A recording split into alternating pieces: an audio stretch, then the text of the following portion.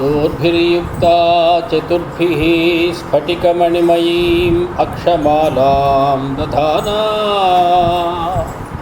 हस्तेनैकेन पद्मं सितमपि च सुखं पुस्तकं चापरेण भासा कुन्देन्दुशङ्खस्फटिकमणिनिभा भासमाना समाना सा मे वाग्देवतेयं निवसतु वदने सर्वदा सुप्रसन्ना। सा मे वाग्देवतेयं निवसतु वदने सर्वदा सुप्रसन्ना।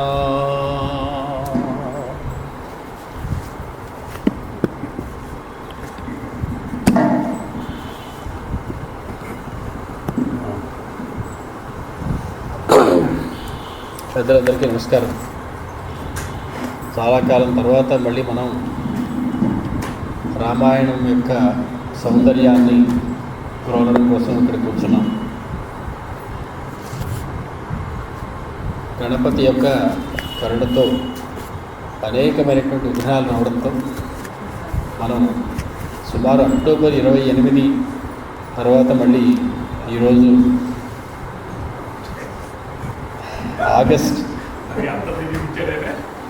ఆగస్టు నెల 18వ తారీఖు దాకా కొంచెం దీర్ఘమైనటువంటి విరామం తీసుకోవడం జరిగింది. అయినా పట్టుబదులిన విక్రమార్కుల్లాగా మీరందరూ వచ్చి ఆ రామాయణాన్ని ఎలా అయినా పూర్తి చేసుకుందాం 24,000 శ్లోకాలు అనుకోవడం అందులో ఒక అందం. ఆఖరిసారిగా మనం కలుసుకున్నప్పుడు రావణాసుడితోటి ఆయన యొక్క సహోదరి అయినటువంటి శూర్పణఖ మాట్లాడడం విన్నాం. ఆవిడ తనకి జరిగిన అవమానాన్ని గురించి చిలవలు పలవలుగా రావణాసుడితోటి చెప్పి ఎలాగైనా సరే రాముని సంహరించు అని చెప్పి అతనికి ప్రోద్బలం చేయడం, రాముడిని సంహరించేద్దాం అని అతను లేవబోతూ ఉండగా ఆవిడ మళ్ళీ ఇంకొక మాట చెప్పింది. అది మనం కిందటిసారి చెప్పుకున్నదే. మనం ప్రతిసారి పాతది ఒకటి చెప్పుకొని తర్వాత మళ్ళీ కొత్త దానిలోకి వెళ్తాం కాబట్టి ఆవిడ ఆఖరిగా ఏం చెప్పిందంటే రావణాసుడితోటి బయలుదేరబోతూ ఉంటే విజ్ఞాయేహాత్మశక్తించ హ్రియతామబలాబలాత్ సీతా సర్వానవద్యాంగీ భార్యార్థే రాక్షసేశ్వర. లేడికి లేచిందే పరిగణట్టు అలా వెళ్ళిపోతున్నావు కానీ ఆత్మశక్తించ విజ్ఞాయ, నీకున్న బలాబలాలు ఏమిటో ఒక్కసారి ఆలోచించుకుని నేను గెలవగలను అనుకుంటేనే వెళ్ళి సుమా అని చెప్పి మళ్ళీ కొంచెం వెనక్కి లాగింది ఆవిడ. హ్రియతామబలా బలాత్, బలముతోటి ఆ సీతాదేవిని తీసుకొని రా, దొంగతనం చేసి తీసుకురమ్మని అంతటి శూర్పణఖ కూడా సలహా చెప్పలేదు. అంతటి సలహా చెప్పినవాడు అకంపనుడు అనేటువంటి వాడు రావణాసుడు. సీతాదేవిని రామచంద్రుడు లేకుండా చూసి దొంగతనంగా తీసుకురమ్మని సలహా చెప్పింది. సీతని రాముని వేరు చేస్తే తప్ప నీవు బతకడం కష్టం అని చెప్పినటువంటి వ్యవహారం చేసింది అకంపనుడు. సరే, నిశమ్య రామేణ శరైరజిహ్మగైః హతాన్ జనస్థానగతాన్ నిశాచరాన్ ఖరంచ బుద్ధ్వా నిహచంత దూషణం త్వమత్ర కృత్యం ప్రతిపత్తుమర్హసి. రాముని యొక్క పరాక్రమం ఏమిటో నేను చెప్పాను. అతడు ఎంతమందిని సంహరించాడో చెప్పాను. ముహూర్తార్థ మాత్రంలో 14,000 మంది రాక్షసుల్ని అతను సంహరించడం చెప్పాను. ఖరదూషణాదుల సంహారం చెప్పాను. త్రిశిరసుల యొక్క సంహారం చెప్పాను. ఇవన్నీ విన్నావు నువ్వు. అలాగే ఇప్పుడు నువ్వు ఆలోచించుకుని అతని యొక్క పరాక్రమం ఎటువంటిదో గ్రహించి దాని ప్రకారం నువ్వు కృత్యం ప్రతిపత్తుమర్హసి, ప్రతీకారం ఏం చేయాలనేది నువ్వు ఆలోచించుకో అని ఆవిడ చెప్పింది. మనం 35వ సర్గలోకి వెళ్తున్నాం, అంటే 35వ సర్గలోకి మనం ప్రవేశిస్తున్నాం. అరణ్యకాండ. తత శూర్పణఖా వాక్యం తచ్చుత్వా రోమహర్షణం సచివానభ్యనుజ్ఞాయ కార్యం బుద్ధ్వా జగామసః. ఈ కార్యక్రమం అంతా ఎక్కడ జరిగింది అంటే రావణాసురుడు తన మంత్రులతో కలిసి సమావేశంలో ఉన్నప్పుడు అది ఎవరికీ చెప్పకుండా అందరినీ తోసుకుంటూ వచ్చి ఆ సభామంటపంలో రావణాసుడికి ఈ రకమైనటువంటి ఉపదేశాన్ని చెప్పింది, మాటను చెప్పింది. ఆయన శూర్పణఖ వాక్యం శృత్వా, శూర్పణఖ చెప్పినటువంటి ఈ మాటలు విని రోమహర్షణం అంటే అతని యొక్క వెంట్రుకలన్నీ నిక్కబొడుచుకున్నాయి. ఎప్పుడు నిక్కబొడుచుకుంటాయి వెంట్రుకలు అంటే భయం చేత నిక్కబొడుచుకుంటాయి. ఆ రామచంద్రుని యొక్క పరాక్రమాన్ని వినేటప్పటికీ రావణాసుడికి భయోత్పాదకమైనటువంటి ఒక లక్షణం ఆ శరీరంలో కనపడింది. భయోత్పాదం చేత వచ్చినటువంటి లక్షణం ఒకటి. అది దాచుకుంటూ సచివాం అభ్యనుజ్ఞాయ, ఇంక లేవండి మీరందరూ వెళ్ళండి అని మంత్రులందరినీ కూడా పంపించేసి ఆయన కార్యం బుద్ధ్వా జగాంసి, ఏం చెయ్యాలి అనేది ఆలోచించుకుంటూ బయటికి వచ్చాడు రావణాసురుడు. ఇక్కడ మనకి శూర్పణఖ అనేటువంటి మాట యొక్క గొప్పదనం ఇదివరకు ఒకసారి అనుకున్నాం. శూర్పము అంటే చేట అని అర్థం.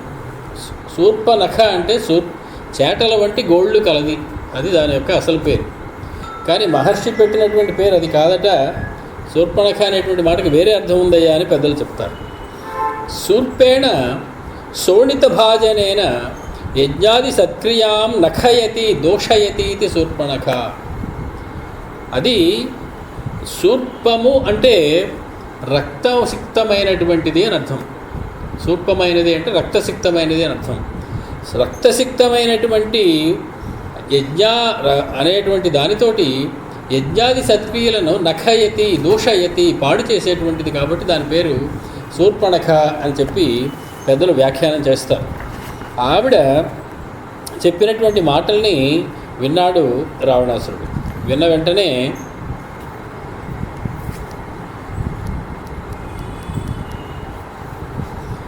తత్కార్యమనుగమ్యాథ యథావదు ఉపలభ్య చ దోషాణాంచ గుణానాంచ సంప్రదార్య బలాబలం.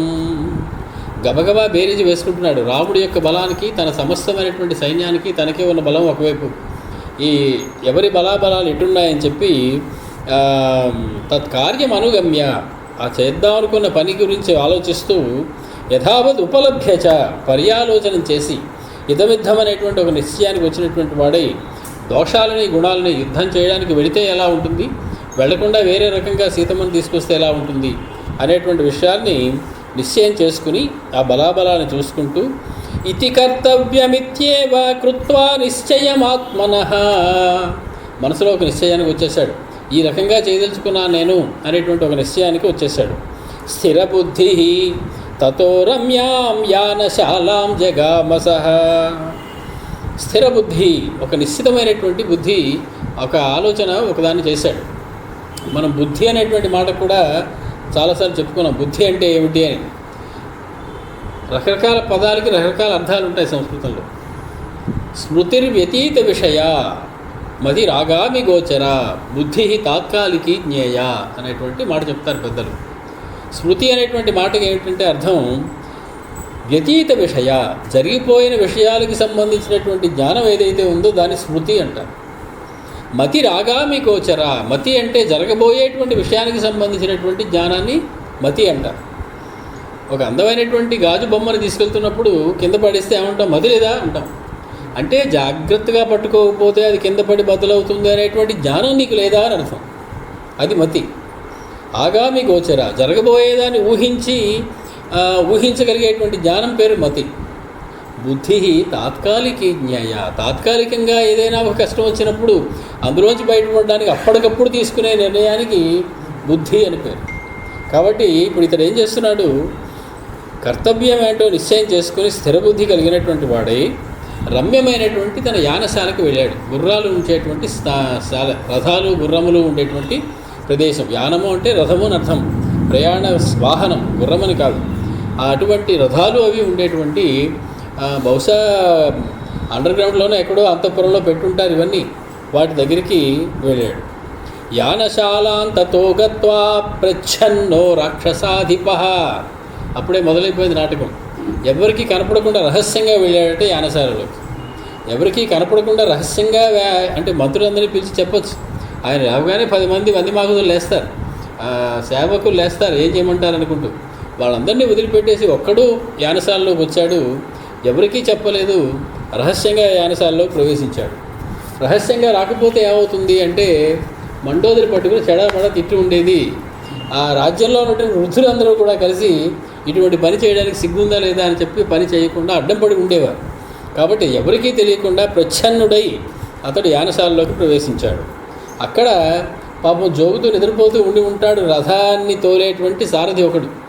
సూతం సంచోదయామాస, ఆ నిద్ర లేపాడట, వాడిని ఉత్సాహపరిచాడట. ఎవరిని? ఆ రథాన్ని నడిపేటువంటి వాడిని. రథ సంయోజ్యతామితి, రథానికి గుర్రాలు కట్టు, రథానికి అతి త్వరమైనటువంటి కార్యం మీద మనం ఇప్పుడు బయటికి వెళ్లాల్సి ఉంది అని చెప్పి అతడు అప్పటికప్పుడు ఆ సూతుడిని సంచోదయామాస చేశాడు.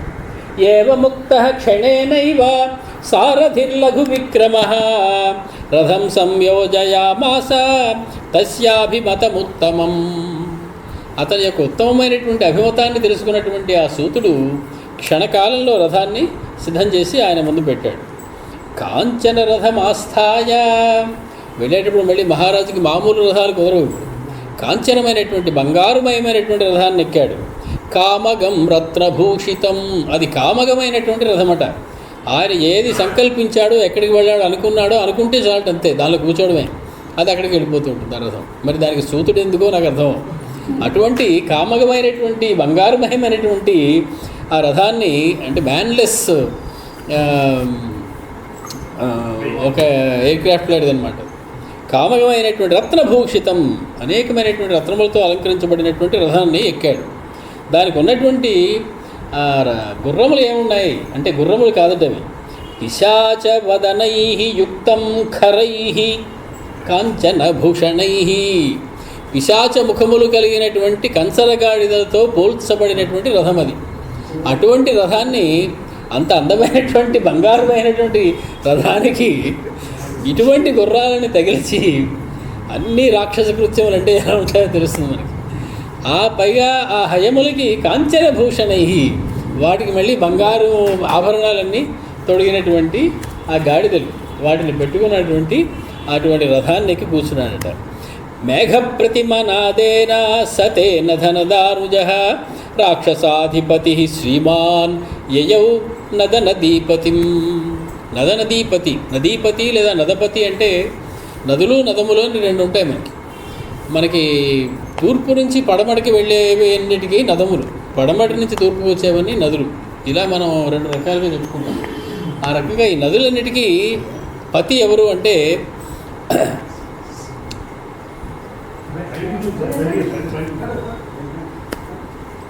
నదీపతి, నదపతి అంటే సముద్రుడు అని అర్థం. అతడు ఈ రథాన్ని ఎక్కి ఆకాశ మార్గంలో మేఘ ప్రతిమ నాదేన, ఉరుములు ఉరుగుతున్నట్టుగా శబ్దాలు చేస్తూ ఉన్నటువంటి దాని మీద ఈ కుబేరుని యొక్క అనుజుడైనటువంటి రావణాసురుడు యయౌ నదనదీపతి, సముద్ర తీరం వైపుగా ప్రయాణం సాగించాడు ఆ రథాన్ని ఎక్కి.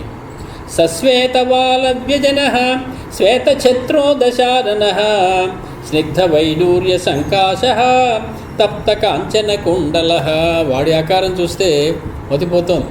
తప్త కాంచన కుండల, వాడు పెట్టుకునేటువంటి కుండలములు బాగా కాల్చినటువంటి పుటం పెట్టబడినటువంటి శుద్ధమైనటువంటి 24 క్యారెట్ల బంగారంతో చేయబడినటువంటి కుండలు అంటాడు. అటువంటి కుండలములు పెట్టుకున్నాడు. అవి స్నిగ్ధ వైడూర్య సంకాశ, ఎర్రని రంగుతో ప్రకాశిస్తూ ఉన్నటువంటి వాడు. సశ్వేత వాలవ్యజన, అతనికి వాలవ్యజనాలు అంటే అతను వీచడానికి ఉన్నటువంటి తెల్లని చామరములు ఉన్నాయి.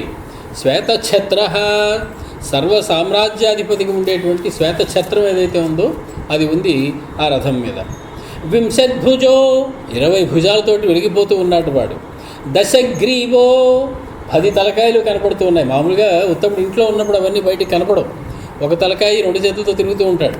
అవసరమైనప్పుడు అవన్నీ బయటకు వస్తాయి.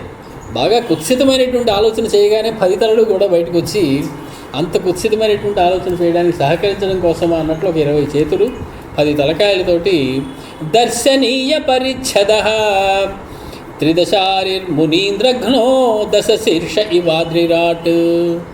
ఎలా ఉన్నాడయ్యా అంటే 10 శిఖరాలు ఉన్నటువంటి ఒక పర్వతం కదులుతూ వస్తుందా అన్నట్లుగా 10 తలలతోటి ఉన్నటువంటి రావణాసుడు మునీంద్రఘ్న, సమస్తమైనటువంటి మునులను మునీంద్రులను కూడా సంహరించినటువంటి చరిత్ర కలిగినటువంటి వాడు. త్రిదశారి, దేవతలకు శత్రువైనటువంటి వాడు. అటువంటి రావణాసురుడు ఈ రకంగా రథం మీద బయలుదేరి వస్తూ ఉన్నాడు. కామగం రథమాస్థాయ సుశుభే రాక్షసేశ్వర, వెలిగిపోతూ ఉన్నట్టు, ప్రకాశిస్తున్నట్ట, శోభగా ఉన్నాడట ఆ కామగమైనటువంటి ఆ రథాన్ని ఎక్కి. విద్యున్మండలవాన్మేఘ సబలాక ఇవాంబరే, ఒక మేఘంలా వస్తూ ఉన్నాడట వాడు. మేఘం కదులుతూ ఉంటే ఎలా వస్తుందో అలా ఉంటుంది. ఆ మేఘానికి ఏమున్నాయి? విద్యున్మండలవాన్, ఒక విద్యుత్తుతో కూడినటువంటి మెరుపు ఆ మేఘానికి పక్కనే ఉంది. ఇతను పెట్టుకున్నటువంటి ఆభరణాలు అవన్నీ కూడా నల్లటి మేఘానికి పక్కనే ఉన్నటువంటి మెరుపులా ప్రకాశిస్తూ ఉన్నాయి. సబలాహక, అతను మబ్బులతో, ఇతర మబ్బులతోటి వాటితో కూడి వస్తున్నటువంటి ఒక మేఘంలా ఆకాశంలో కదులుతూ వస్తూ ఉన్నది అతని యొక్క రథం. సశైలం సాగరానూపం వీర్యవాన్ అవలోకయన్ నానా పుష్ప ఫలై వృక్షై అనుకీర్ణం సహస్రశ. కిందకి చూస్తున్నాడు రథంలోంచి. తన లంకానగరం యొక్క, లంకా పట్టణం యొక్క, దేశం యొక్క సౌభాగ్యాన్ని చూసి మురిసిపోతూ ఉన్నాడట అతడు. సశైలం సాగరానూపం వీర్యవాన్ అవలోకయన్, ఆ సముద్ర తీరంలో ఉన్నటువంటి శైలము అంటే పర్వతాల పక్కనే ఉన్నటువంటి ఆ సముద్ర తీరాన్ని చూస్తూ ఉన్నట్ట. ఆ సముద్ర తీరం దగ్గర ఉన్నటువంటి ఆ పర్వతం మీద నానా పుష్ప ఫలై వృక్షై అనుకీర్ణం సహస్రశ, సమస్తమైనటువంటి పళ్ళని ఇచ్చేటువంటి వృక్షాలతో వెలిగిపోతూ ఉన్నదట ఆ పర్వతం.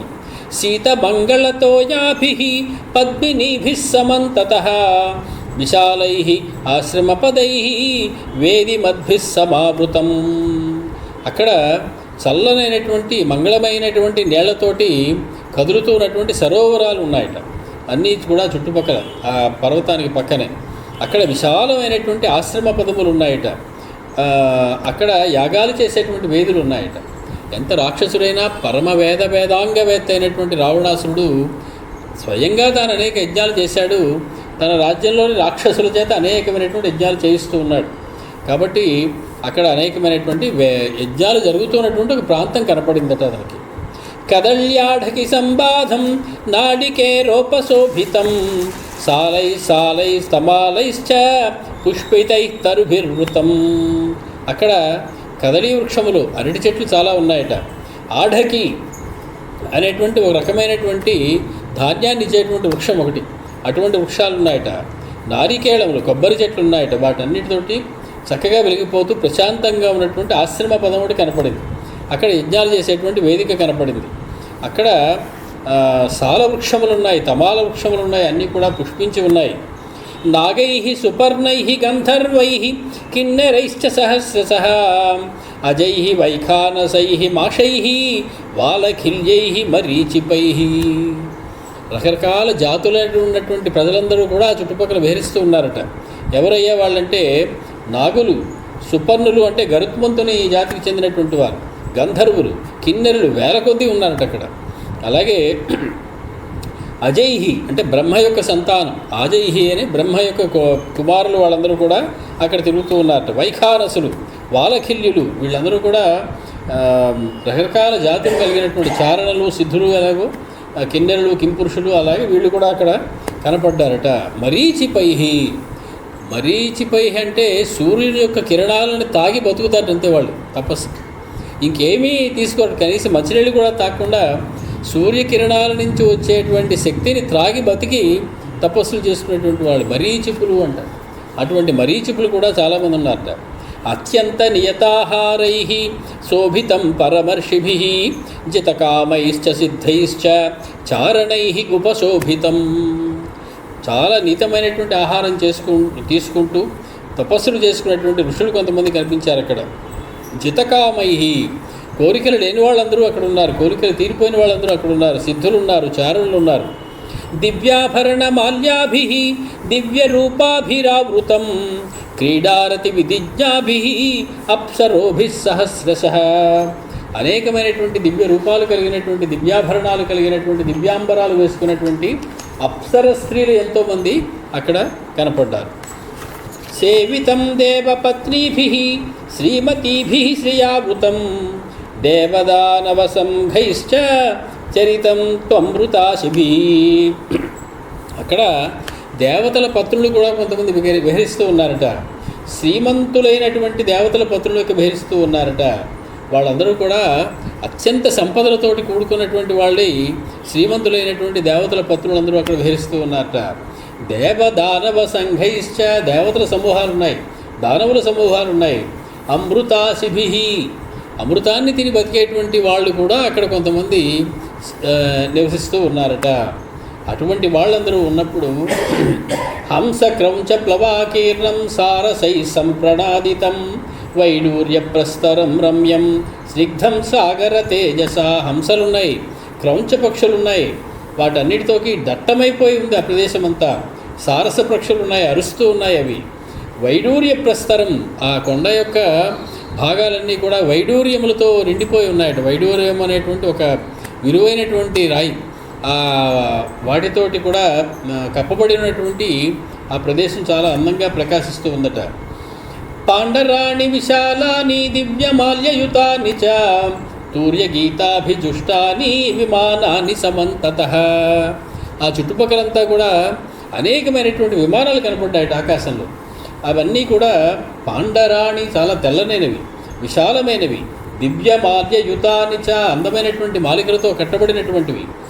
తూర్యగీతాభిజుష్టాని, మంగళవాద్యాలు వినిపిస్తూ ఉన్నటువంటి అనేకమైనటువంటి గోపురాలు కనిపించాయి. అలాగే ఆకాశంలో అనేకమైనటువంటి చరించేటువంటి దేవతల యొక్క వాహనాలు కనిపించాయి. తపసాజిత లోకానాం కాన్మగానభి అభిసంపతన్ గంధర్వాప్సరసశ్చైవ దదర్శ ధనదానుజః. కుబేరుని యొక్క సోదరుడైనటువంటి రావణాసురుడు అక్కడ తపస్సు చేత జయింపబడినటువంటి లోకములు కలిగినటువంటి వాళ్ళు అనేక మందిని తమ ఇష్టం వచ్చిన చోటికి వెళ్ళడానికి తమ సంకల్పంతోనే ఎక్కడికి కావలిస్తే అక్కడికి వెళ్ళవలసిన వాళ్ళు కొంతమందిని, ఇలాగా వాళ్ళందరినీ కూడా అభిసంపతన్ మార్గవశాత్ ప్రాప్నువన్, వెళ్ళే దారిలో యథాలాపంగా వెళుతూ ఉంటే వాళ్ళందరూ కూడా కనిపించారు.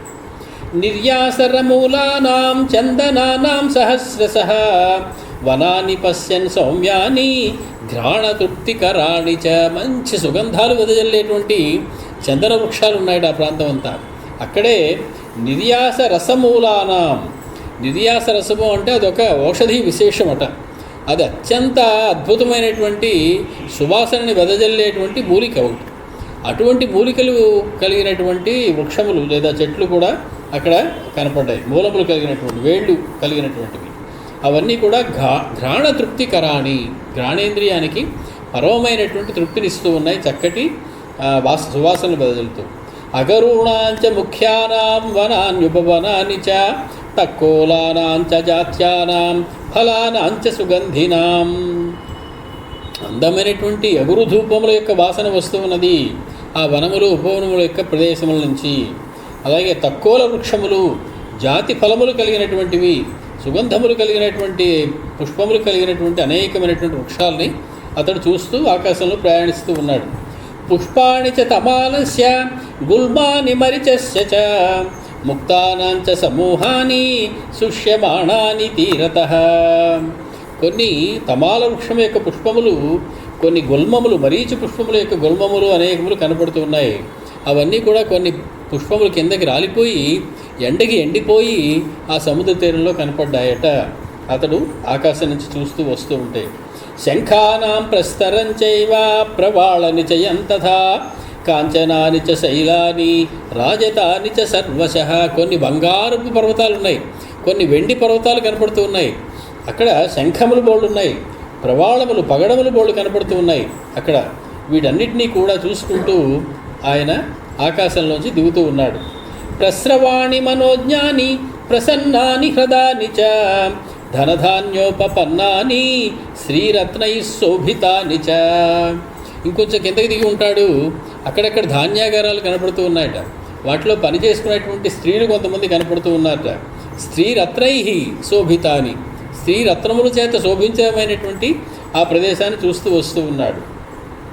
హస్తి అశ్వ రథగాఢాని నగరాణ్యవలోకయన్, కొన్ని నగరాల మించి ప్రయాణం చేస్తూ ఉన్నాడు సముద్ర తీరం దాటి. ఆ నగరాల్లో అనేకమైనటువంటి గుర్రములు, ఏనుగులు, రథములు కూడా అనేక మార్గాల్లో తిరుగుతూ చాలా సంకులమైనటువంటి మార్గాలు కలిగి ఉన్నాయి. బిజీ స్ట్రీట్స్ అనమాట అవన్నీ. తం సమం సర్వతః స్నిగ్ధం ముధు సంస్పర్శమారుతం అనూపం సింధు రాజస్య ద్రదర్శ త్రిదివోపమం. స్వర్గంలాగా మెరిసిపోతూ ఉన్నటువంటి తన లంకానగరాన్ని చూసుకుని తానే మురిసిపోతూ ఆయన ఆ రథం మీద ఆకాశ మార్గంలో వెళుతూ ఉన్నాడు. చల్లటి గాలి వీస్తూ ఉన్నది. తత్ర అపశ్యత్ మేఘాభం, పెద్ద మేఘం నేల మీదకి దిగిందా అన్నట్లుగా నల్లగా ఒక చోట ఒకటి కనపడిందట. ఏమిటిది? న్యగ్రోధం ఋషిభిర్వృతం, ఒక మర్రి చెట్టు, చాలా పెద్ద మర్రి చెట్టు. దాని కింద అనేక మంది ఋషులు తపస్సు చేసుకుంటూ ఉండేటువంటి ఒక మర్రి చెట్టు కనపడిందట. సమంతాతస్య శాఖాః శతయోజనయాయతాః, దాని యొక్క శాఖలు ఎంత దూరం విస్తరించాయి అంటే 100 యోజనాల దూరం విస్తరించిందట. యోజనము అంటే 8 మైళ్ళు అనుకుంటే 800 మైళ్ళు దాని యొక్క విస్తీర్ణం వ్యాపించినటువంటి ఒక పెద్ద మర్రి చెట్టు ఒకటి కనపడిందట. చాలా దట్టమైనటువంటి ఆకులతో కూడి ఉండి దాని కింద అనేక మంది తపస్సులు చేసుకుంటున్నటువంటి ఋషులు ఉన్నారు. యస్య హస్తినమాదాయ మహాకాయంచ కచ్చపం భక్షార్థం గరుడ శాఖాం ఆజగామ మహాబలః. ఆ మర్రి చెట్టుకు ఒక కథ ఉంది. ఏమిటి? ఒకానొక నాడు ఒక ఏనుగుని, ఒక మహాకచ్చపం పెద్ద తాబేల్ని రెండింటినీ తిందామని చెప్పి గరుడు ఎగురుకుంటూ వచ్చి ఆ వృక్షం యొక్క ఒక శాఖ మీద బారాడట. ఎప్పుడో జరిగింది అది, కృతయుగంలో ఎప్పుడో జరిగిన కథ అది. అది వాడికి గుర్తొచ్చింది ఆ వృక్షాన్ని చూడగానే. గరుత్మంతుడు ఒకనాడు ఒక ఏనుగుని కచ్చపుని తిందామని చెప్పి తన 2 కాళ్ళతో పట్టుకుని వచ్చి ఈ మర్రి చెట్టు యొక్క ఒక కొమ్మ మీద పెట్టి తినబోయాడు. తస్యతాం సహసా శాఖాం భారేణ పదగోత్తమః సుపర్ణః పర్ణబహుళాం బభంజ చ మహాబలః. రెండింటినీ ఓ పక్కన పెట్టాడు. పెట్టి ఆయన ఆ కొమ్మ మీద ఎక్కాడు. ఎక్కగానే ఆయన బరువుకి ఆ కొమ్మ కాస్త విరిగిపోయిందట. కొమ్మ కాస్త విరిగిపోతే కొమ్మకి ఒక చివర విరిగిపోయినటువంటి చివర ఒక తాబేలు, ఏనుగు ఉన్నాయి. రెండో చివర వాలఖిల్యులు అని అనేక వేల మునులు తపస్సు చేసుకుంటూ ఉన్నారు. వాళ్ళు తలకిందులుగా తపస్సు చేస్తారు. ఆ కొమ్మ యొక్క అవతల భాగంలో వేల కొద్దీ వాలఖిల్యులు తపస్సు చేసుకుంటున్నారు. ఇటుపక్క ఏనుగు, తాబేలు ఆ బరువుతోటి, అటుపక్క వాలఖిల్యులు వాళ్ళు వేలాడుతున్నటువంటి బరువుతోటి కొమ్మ కిందకి జారిపోతూ ఉండడం చూశాడట గరుత్మంతుడు. ఆయన చెట్టు మీద ఉన్నాడు. ఇంకా అక్కడ ఆయన కూర్చున్న చోట విరిగింది. తత్ర వైఖానసా మాషా వాలఖిల్యా మరీచిపాః అజా బభూవుః ధూమ్రాశ్చ సంగతాః పరమర్షయః. చివర రెండో చివర ఆ వైఖానసులు, మాషులు, వాలఖిల్యులు, మరీచిపులు, అజులు వీళ్ళందరూ కూడా వేలాడుతూ తపస్సులు చేసుకుంటూ ఉన్నారు ఆ మర్రి చెట్టు యొక్క కొమ్మని పట్టుకుని. తేషాం దయార్థం గరుడః, అది వదిలేస్తే కనుక ఆ చెట్టు కింద పడుతుంది. దాని మీద తపస్సు చేసుకునేటువంటి వీళ్ళ వేల కొద్దీ వీళ్ళందరూ కూడా దెబ్బలు తింటారు. మరణించకపోయినా, వాళ్ళకి మరణం ఉందో లేదో మనకు తెలియదు, దెబ్బలు తినే అవకాశం ఉంది. కాబట్టి వాళ్ళ మీద దయతోటి గరుడు ఏం చేశాడు? తాం శాఖాం శతయోజనాం, ఒక 100 యోజనాల పొడుగున్నటువంటి ఆ మహాశాఖని జగామాదాయ వేగేన తౌచోభౌ గజ కచ్చపౌ, ఒక కాలితోటి ఆ శాఖ మధ్యలో పట్టుకున్నాడట. రెండో కాలితోటి ఈ ఏనుగుని, ఆ తాబేల్ని కూడా కలిపి పట్టుకున్నాడట. పట్టుకుని ఎగరడం మొదలెట్టాడట గరుడు. ఏకపాదేన ధర్మాత్మ భక్షయిత్వా తదామిషం నిషాద విషయం హత్వా శాఖయా పతగోత్తమః ప్రహర్షవతులం లేభే మోక్షయిత్వా మహామునీన్. ఎక్కడ పెట్టాలో తెలియదు వాటి రెండింటిని. ఇప్పుడు అలా ఎగురుతున్నాడు. ఆ ఒక చేత్తో ఈ శాఖను పట్టుకుని రెండో చేత్తో నెమ్మదిగా ఆ కచ్చపిని, ఏనుగుని తినేశాడు. తినడానికి తెచ్చుకున్నాడు, రెండింటిని తినేశాడు. ఇప్పుడు ఒక పక్క బరువు ఎక్కువైపోయింది, ఆ శాఖ ఒక పక్క తేలిగ్గా ఉంది. దాన్ని పట్టుకుని జాగ్రత్తగా నేల మీద తీసుకొచ్చి పెట్టి గరుత్మంతుడు వాళ్ళందరినీ కాపాడాడట, రక్షించాడట. వాళ్ళందరూ అమ్మయ్య బతుకు జీవుడాన్ని బయటపడి ఆ చెట్టును వదిలి బయటపడ్డారు. వాళ్ళు ప్రహర్షమతులం లేభే మోక్షయిత్వా మహామునీన్ వాళ్ళందరినీ విడిచిపెట్టినందుకు, వాళ్ళందరికీ దెబ్బలు తగలకుండా వదిలించినందుకు చాలా ఆనందపడ్డాడు గరుడు. సతేనైవ ప్రహర్షేణ ద్విగుణీకృత విక్రమ. చాలా ఆనందం వచ్చేసింది మంచి పని చేశానని. ఆ ఆనందంతో అమృతం తేవడానికి బయలుదేరాడట. అంటే ఇదంతా ఎప్పుడు జరిగింది? వినతాకద్రువుల దెబ్బలాట తర్వాత తల్లిని మోక్షం ఇస్తాను, తల్లిని విడిపిస్తాను దాస్యం నుంచి అని చెప్పి అమృతం తేవడానికి గరుడు బయలుదేరే సమయానికి ముందు జరిగింది ఇదంతా. ఆ సంతోషంతో తేనైవ ప్రహర్షేణ ద్విగుణీకృత విక్రమ అమృత ఆనయనార్థం వై చకార మతిమాన్మతిం. గరుడు అమృతం తేవడం కోసం వెళ్ళినటువంటి సంగతి గుర్తుకొచ్చింది రావణాసుడికి ఆ వృక్షాన్ని చూడగానే. అయోజాలాని నిర్మధ్య భిత్వా రత్నమయం గృహం మహేంద్ర భవనాద్గుప్త ఆజహార అమృతం తతః. చాలా ఇనప ఊసలతో పెట్టినటువంటి ఒక పెద్ద రక్షణ కలిగినటువంటి ఒక ప్రదేశంలో ఆ ఇనప ఊసలన్నింటినీ ఛేదించుకుని లోపలికి వెళ్ళి రత్నమయమైనటువంటి గృహంలో మహేంద్ర భవనంలో గుప్త దాచిపెట్టబడినటువంటి అమృత భాండాన్ని తీసుకుని వచ్చేసాడట గరుత్మంతుడు.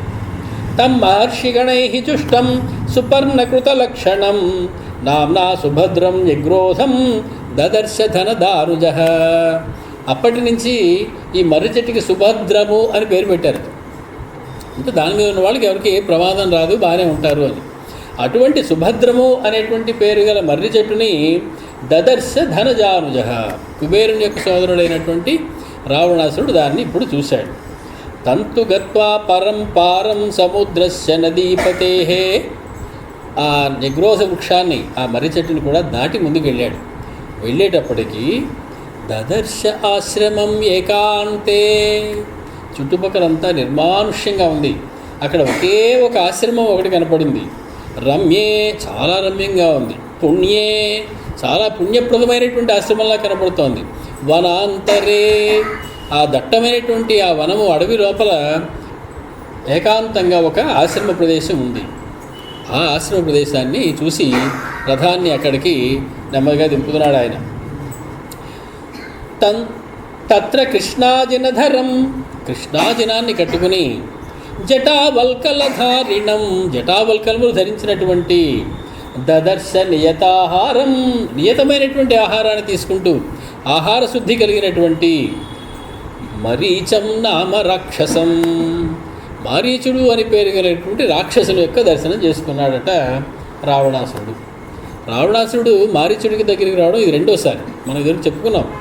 మొదటిసారి రావణాసురుడు వచ్చినప్పుడు వాడి మనసును మార్చేశాడు మారీచుడు. ఎటువంటి యుద్ధము రావణాసుడితో, రాముడితో పెట్టుకోకు, నీకు మంచిది కాదని చెప్పగానే వెనక్కి వెళ్ళిపోయి సభలో కూర్చోగా అకంపనుడు చెప్పగానే వచ్చాడు మారీచుడి దగ్గర. వెనక్కి వెళ్ళిపోమని చెప్పగానే వెళ్ళిపోయిన వాడు మళ్ళీ ఎప్పుడైతే శూర్పణఖ వచ్చి చెప్పిందో ఎలాగైనా సరే ఈసారి రాముడిని సంహరించాలంటే సీతని రాముడి నుంచి దూరం చేయాలి అనేటువంటి పట్టుదలతోటి మళ్ళీ రెండవసారి మారీచుడి దగ్గరికి వచ్చాడు. మారీచుడి యొక్క రూపాన్ని వర్ణిస్తున్నాడు. వాడొక రాక్షసుడు. రాక్షసుడు అంటే పరమ వికృతమైనటువంటి ఆకారాన్ని కలిగి ఉండాలి. కానీ వాడు కృష్ణాజినధరం, ఒక సాధువులా ఉన్నాడట. కృష్ణాజినాన్ని ధరించాడు. జటావల్కలధారిణం, జటావల్కలము ధరించి ఉన్నాడు. దదర్శ నియతాహారం మారీచం నామ రాక్షసం, మారీచుడైనటువంటి రాక్షసుడిని అక్కడ దర్శనం చేసుకున్నాడు. వాడి యొక్క రూపాన్ని కనుక మనం చూసినట్లయితే మనకు వెంటనే ఒక చిన్న ఆలోచన వస్తుంది. ఏమని? రాక్షసుడు ఇలా ఉండడు కదా మామూలుగా, వీడికి ఈ రూపం ఎలా వచ్చింది? ఎందుకని వీడి ఈ రకంగా కృష్ణాజినాన్ని ధరించి జటావల్కలధారి కనపడుతున్నాడు అని. భ్రమర కీటక న్యాయం అని ఒకటి ఉంది వేదాంతంలో. భ్రమరము స్వయంగా తన పిల్లల్ని పెట్టేటువంటి శక్తి లేనిదట.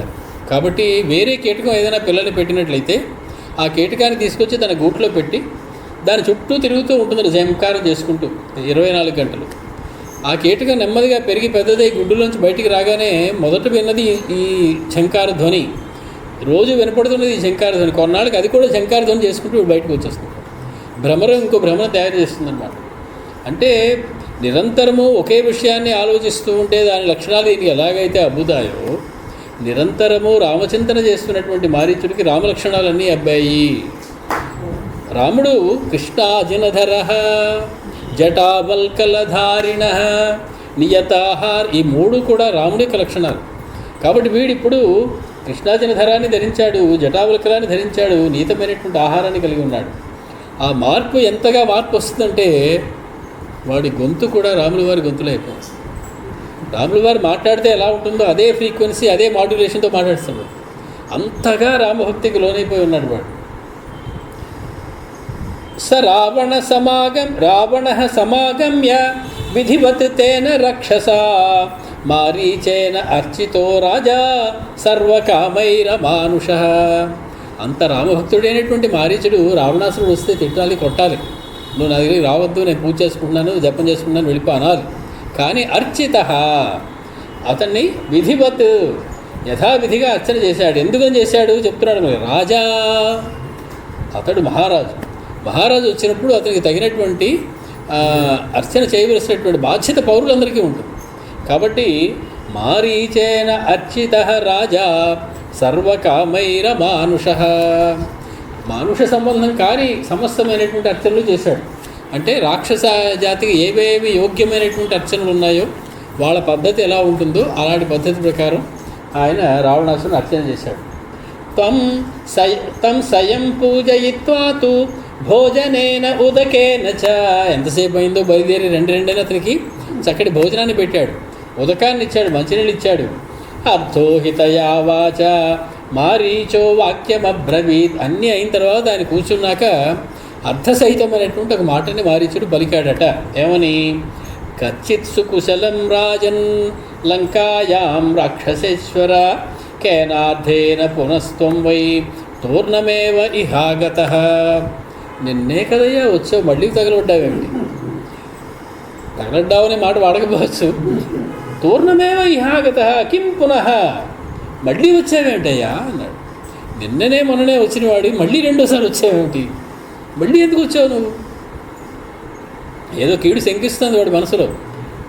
కచ్చిత్ సుకుశలం రాజన్, నీకేదో తేడా వచ్చి ఉంటుంది, లేకపోతే మళ్ళీ రావు. నీకు అంత ఆరోగ్యం బాగానే ఉందా? ఏదో అనారోగ్యం చేసి ఉంటుంది నీకు కానీ నీ మనసుకు కానీ, లేకపోతే ఎంత పెందరాళే బయలుదేరి రావు.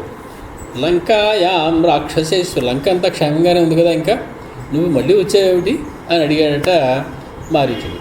ఏవముక్తో మహాతేజాః మారీచేన స రావణః తంతు పశ్చాదిదం వాక్యం అబ్రవీత్ వాక్యకోవిదః. వాక్యకోవిదుడైనటువంటి రావణాసురుడు, వాక్యాన్ని ఎలా పలకాలో తెలిసినటువంటి రావణాసురుడు ఈ విధంగా మారీచుడి చేత పలకబడినటువంటి వాడై అతనికి సమాధానం చెప్తూ ఉన్నాడు రావణాసురుడు మారీచుడికి. దాంతో మనం 36వ సర్గలోకి ప్రవేశిస్తూ ఉన్నాం. ఏ రకంగా రావణాసురుడు మారీచుడితో మాట్లాడాడు. మారీచ, నాయనా మారీచుడా, శ్రూయతాం తాత వచనం మమ భాషతః. నేను చెప్పేది నువ్వు కంగారు పడకుండా నిదానంగా జాగ్రత్తగా నేను చెప్పేదంతా విన్ ఆయన. తాత అంటే అది నువ్వు కంగారు పడకుండా ఉండడం కోసం పెద్దవాళ్ళు అనునయించేటువంటి సంబోధనది. ఓహో తాత అంటే నువ్వు చక్కనైనటువంటి వాడా, నిదానించి వినేటువంటి వాడా, నేను చెప్పేదంతా జాగ్రత్తగా విను. ఆర్తోస్మి, ఆర్తుడనే వచ్చాను నీ దగ్గరికి. నేను సుఖంగా ఉండి అన్నీ ఆరోగ్యంగా ఉండి నీ దగ్గరికి రాలా, ఆర్తితో నీ దగ్గరికి వచ్చాను. మమచ ఆర్తస్య భవాన్ హి పరమాగతి. నా ఆర్తి తీరాలంటే నాకు పరమగతి నువ్వు ఒకడివే, నువ్వు తప్ప ఇంకో గతి లేదు, నీవే తప్ప ఇతపరం బెరుగా అని చెప్పి కాళ్ళు పట్టేసుకున్నాడు మారీచుడిని రావణాసురుడు. చేతులెత్తి నమస్కారం చేస్తురా. మారీచుడు రావణాసురుడు కన్నా చాలా పెద్దవాడు, చాలా ముసలివాడు. జానీషే త్వం జనస్థానే యదా భ్రాతో ఖరో మమ దూషణశ్చ మహాబాహుః స్వసా శూర్పణఖా చ మే త్రిశిరాశ్చ మహాతేజాః రాక్షసః పిశితాసనః అన్యే చ బహవః శూరాః లబ్ధలక్షా నిశాచరాః వసంతి మన్నియోగేన నిత్యవాసంచ రాక్షసాః. జనస్థానంలో నీకు తెలుసు కదా, నేను ఒక ఏర్పాటు చేశాను చాలా ఏళ్ల క్రితం. ఏమిటని? జానీషే త్వం, నీకు తెలుసు, నీకు తెలియందేమీ లేదు. జనస్థానే యథా భ్రాతా ఖరో మమ, నా సోదరుడైనటువంటి ఖరుణ్ణి, దోషణుణ్ణి, నా సోదరి అయినటువంటి శూర్పణఖని, మహాతేజస్సు కలిగినటువంటి త్రిశిరుణ్ణి, ఒక 14,000 మంది రాక్షసుల్ని అనేకమైనటువంటి శూరుల్ని నేను అక్కడ నియమించాను. పాలిస్తూ ఉండండి జనస్థానాన్ని మీరు అని. నీకు తెలుసు కదా ఆ విషయం. మన్నియోగేన వసంతి నిత్యవాసంచ రాక్షసాహ. వాళ్ళు నా ఆజ్ఞతోటి నేను చెప్పాను కాబట్టి నా ఆజ్ఞగా వాళ్ళందరూ అక్కడ చక్కగా నివసిస్తూ ఉన్నారు. ఆ విషయం నీకు తెలిసిందే చాలా కాలం బట్టి. ఏం చేస్తూ నివసిస్తున్నారని అడగనే, బాధమాన మహారణ్యే మునీన్వై ధర్మచారిణ. మన కులవృత్తిని ఆచరిస్తున్నారు వాళ్ళు. ఏమిటి మన కులవృత్తి? తపస్సు చేసుకునే మునులందరినీ చావగొట్టడం. చక్కగా తపస్సు చేసుకునే మునులందరినీ బాధ పెడుతూ చావగొడుతూ తింటూ హాయిగా కాలక్షేపం చేస్తూ ఉన్నారు ఇన్నాళ్ళు. నేను చెప్పినటువంటి ఈ లిస్టులో ఉన్నటువంటి వాళ్ళందరూ నేనే నియమించాను వాళ్ళందరినీ అక్కడ. కేతు ఇదానీం జనస్థానే వసమానా మహాబలాః సంగతాః పరమాయత్తాః రామేణ సహ సంయుగే. వాళ్ళ పని వాళ్ళు చేసుకుంటూ ఎవ్వరికీ ఏ అపకారం చేయకుండా ఉన్నటువంటి వాళ్ళకి రాముడు ఎదురుపడ్డాడయ్యా. రాముడు వచ్చి యుద్ధం చేశాడయ్యా వాళ్ళతోటి. నానా ప్రహరణోపేతాః ఖర ప్రముఖ రాక్షసాః తేన సంజాత రోషేణ రామేణ రణమూర్ధని అనుక్త్వా పరుషం కించిత్. ఒక్క మాట అనలేదు వాళ్ళు రాముణ్ణి. వాళ్ళ పని వాళ్ళు చేసుకున్నారు, పట్టించుకోలేదు. ఒక్క మాట కూడా అనకపోయినా కూడా అంత మహాయుధాలు పట్టుకున్నటువంటి 14,000 మంది రాక్షసులు, కరుడు, దూషణుడు, త్రిశేషుడు వీళ్ళందరినీ కూడా కించిత్ శరై వ్యాపారితం ధను. వాళ్ళ మీద తన ధనుస్సుని వ్యాపారం చేశాడు, తన ధనుస్సుని ప్రయోగించాడు. ఉత్తినే ఊరికినే ఏ ఉత్తి పుణ్యానికి ఏ పాపం ఎరిగినటువంటి వాళ్ళ మీద తన ధనుస్సుని ప్రయోగించాడు ఆ రాముడు అనేటువంటి వాడు. 14 సహస్రాణి రాక్షసాం ఉగ్రతేజసాం నిహతాని శరై తీక్ష్ణై మానుషేణ పదాతినా. ఇది ఒక మనిషి పదాతి, రథం లేదు వాడికి, ఏమీ లేదు. నా రథం చూడు ఎంత మంచిది తెచ్చుకున్నాను నేను. మంచి పిశాచ ముఖములు కలిగినటువంటి గార్ధవములతో పూల్చినటువంటి రథం. అటువంటి రథం లేదు వాడికి. పదాతి కేవలం నేల మీద నడుచుకుంటూ తిరిగేటువంటి మానుషేణ ఒక మనిషి. ఆ మనిషి చేత మహాశూరులైనటువంటి 14 సహస్రాణి ఉగ్ర తేజసాం రక్షసాం, మంచి ఉగ్రమైనటువంటి తేజస్సు కలిగినటువంటి 14,000 మంది రాక్షసులు నిహతాని శరై తీక్ష్ణై తీక్ష్ణమైనటువంటి బాణాలతో చంపబడ్డారయ్యా. పర్వాలేదు, ఏం పోతే పోయారని అనుకుంటున్నావా? ఖరశ్చ నిహత సంఖ్యే, కరుడు కూడా పోయాడయ్యా. దూషణశ్చ నిపాతిత, దూషణుని కూడా చంపేశాడయ్యా. హతశ్చ త్రిశిరశ్చాపి, త్రిశిరసుడిని కూడా చంపేశాడయ్యా. నిర్భయ దండకాకృత, ఏమైపోయింది ఇప్పుడు? దండకా ప్రాంతం అంతా కూడా నిర్భయం చేసి పారేశాడు. ఎవరికి భయం లేకుండా పోయింది. వీళ్ళందరినీ మన వాళ్ళందరినీ కూడా ఆయన సంహరించేశాడు. ఎవరికి కూడా భయం లేకుండా చేసేసాడు. నేను విన్నాను ఒక విషయం, ఏమిటో చెప్పనా? పిత్రా నిరస్త క్రుద్ధేన, తండ్రి తన రాజ్యంలోంచి బహిష్కరించాడు వాడిని. పిత్రా క్రుద్ధేన నిరస్త, క్రుద్ధేన పిత్రా నిరస్త, వీడి మీద కోపం వచ్చి వీడిని రాజ్య బహిష్కరణ చేశాడు తండ్రి. సభార్య, భార్య కూడా ఇక్కడ ఉండడానికి వీల్లేదు, సీతాదేవిత సహా పోరు అని చెప్పి అడవులకి తరివేశాడు తండ్రి. క్షీణజీవిత, ఎంతసేపు బతుకుతాడు మానవుడికి? జీవిత ప్రాయం ఎంత? 10,000 సంవత్సరాలు తపస్సు చేశాడు అప్పటికి రావణాసుడు, అంతకు ముందు నుంచి.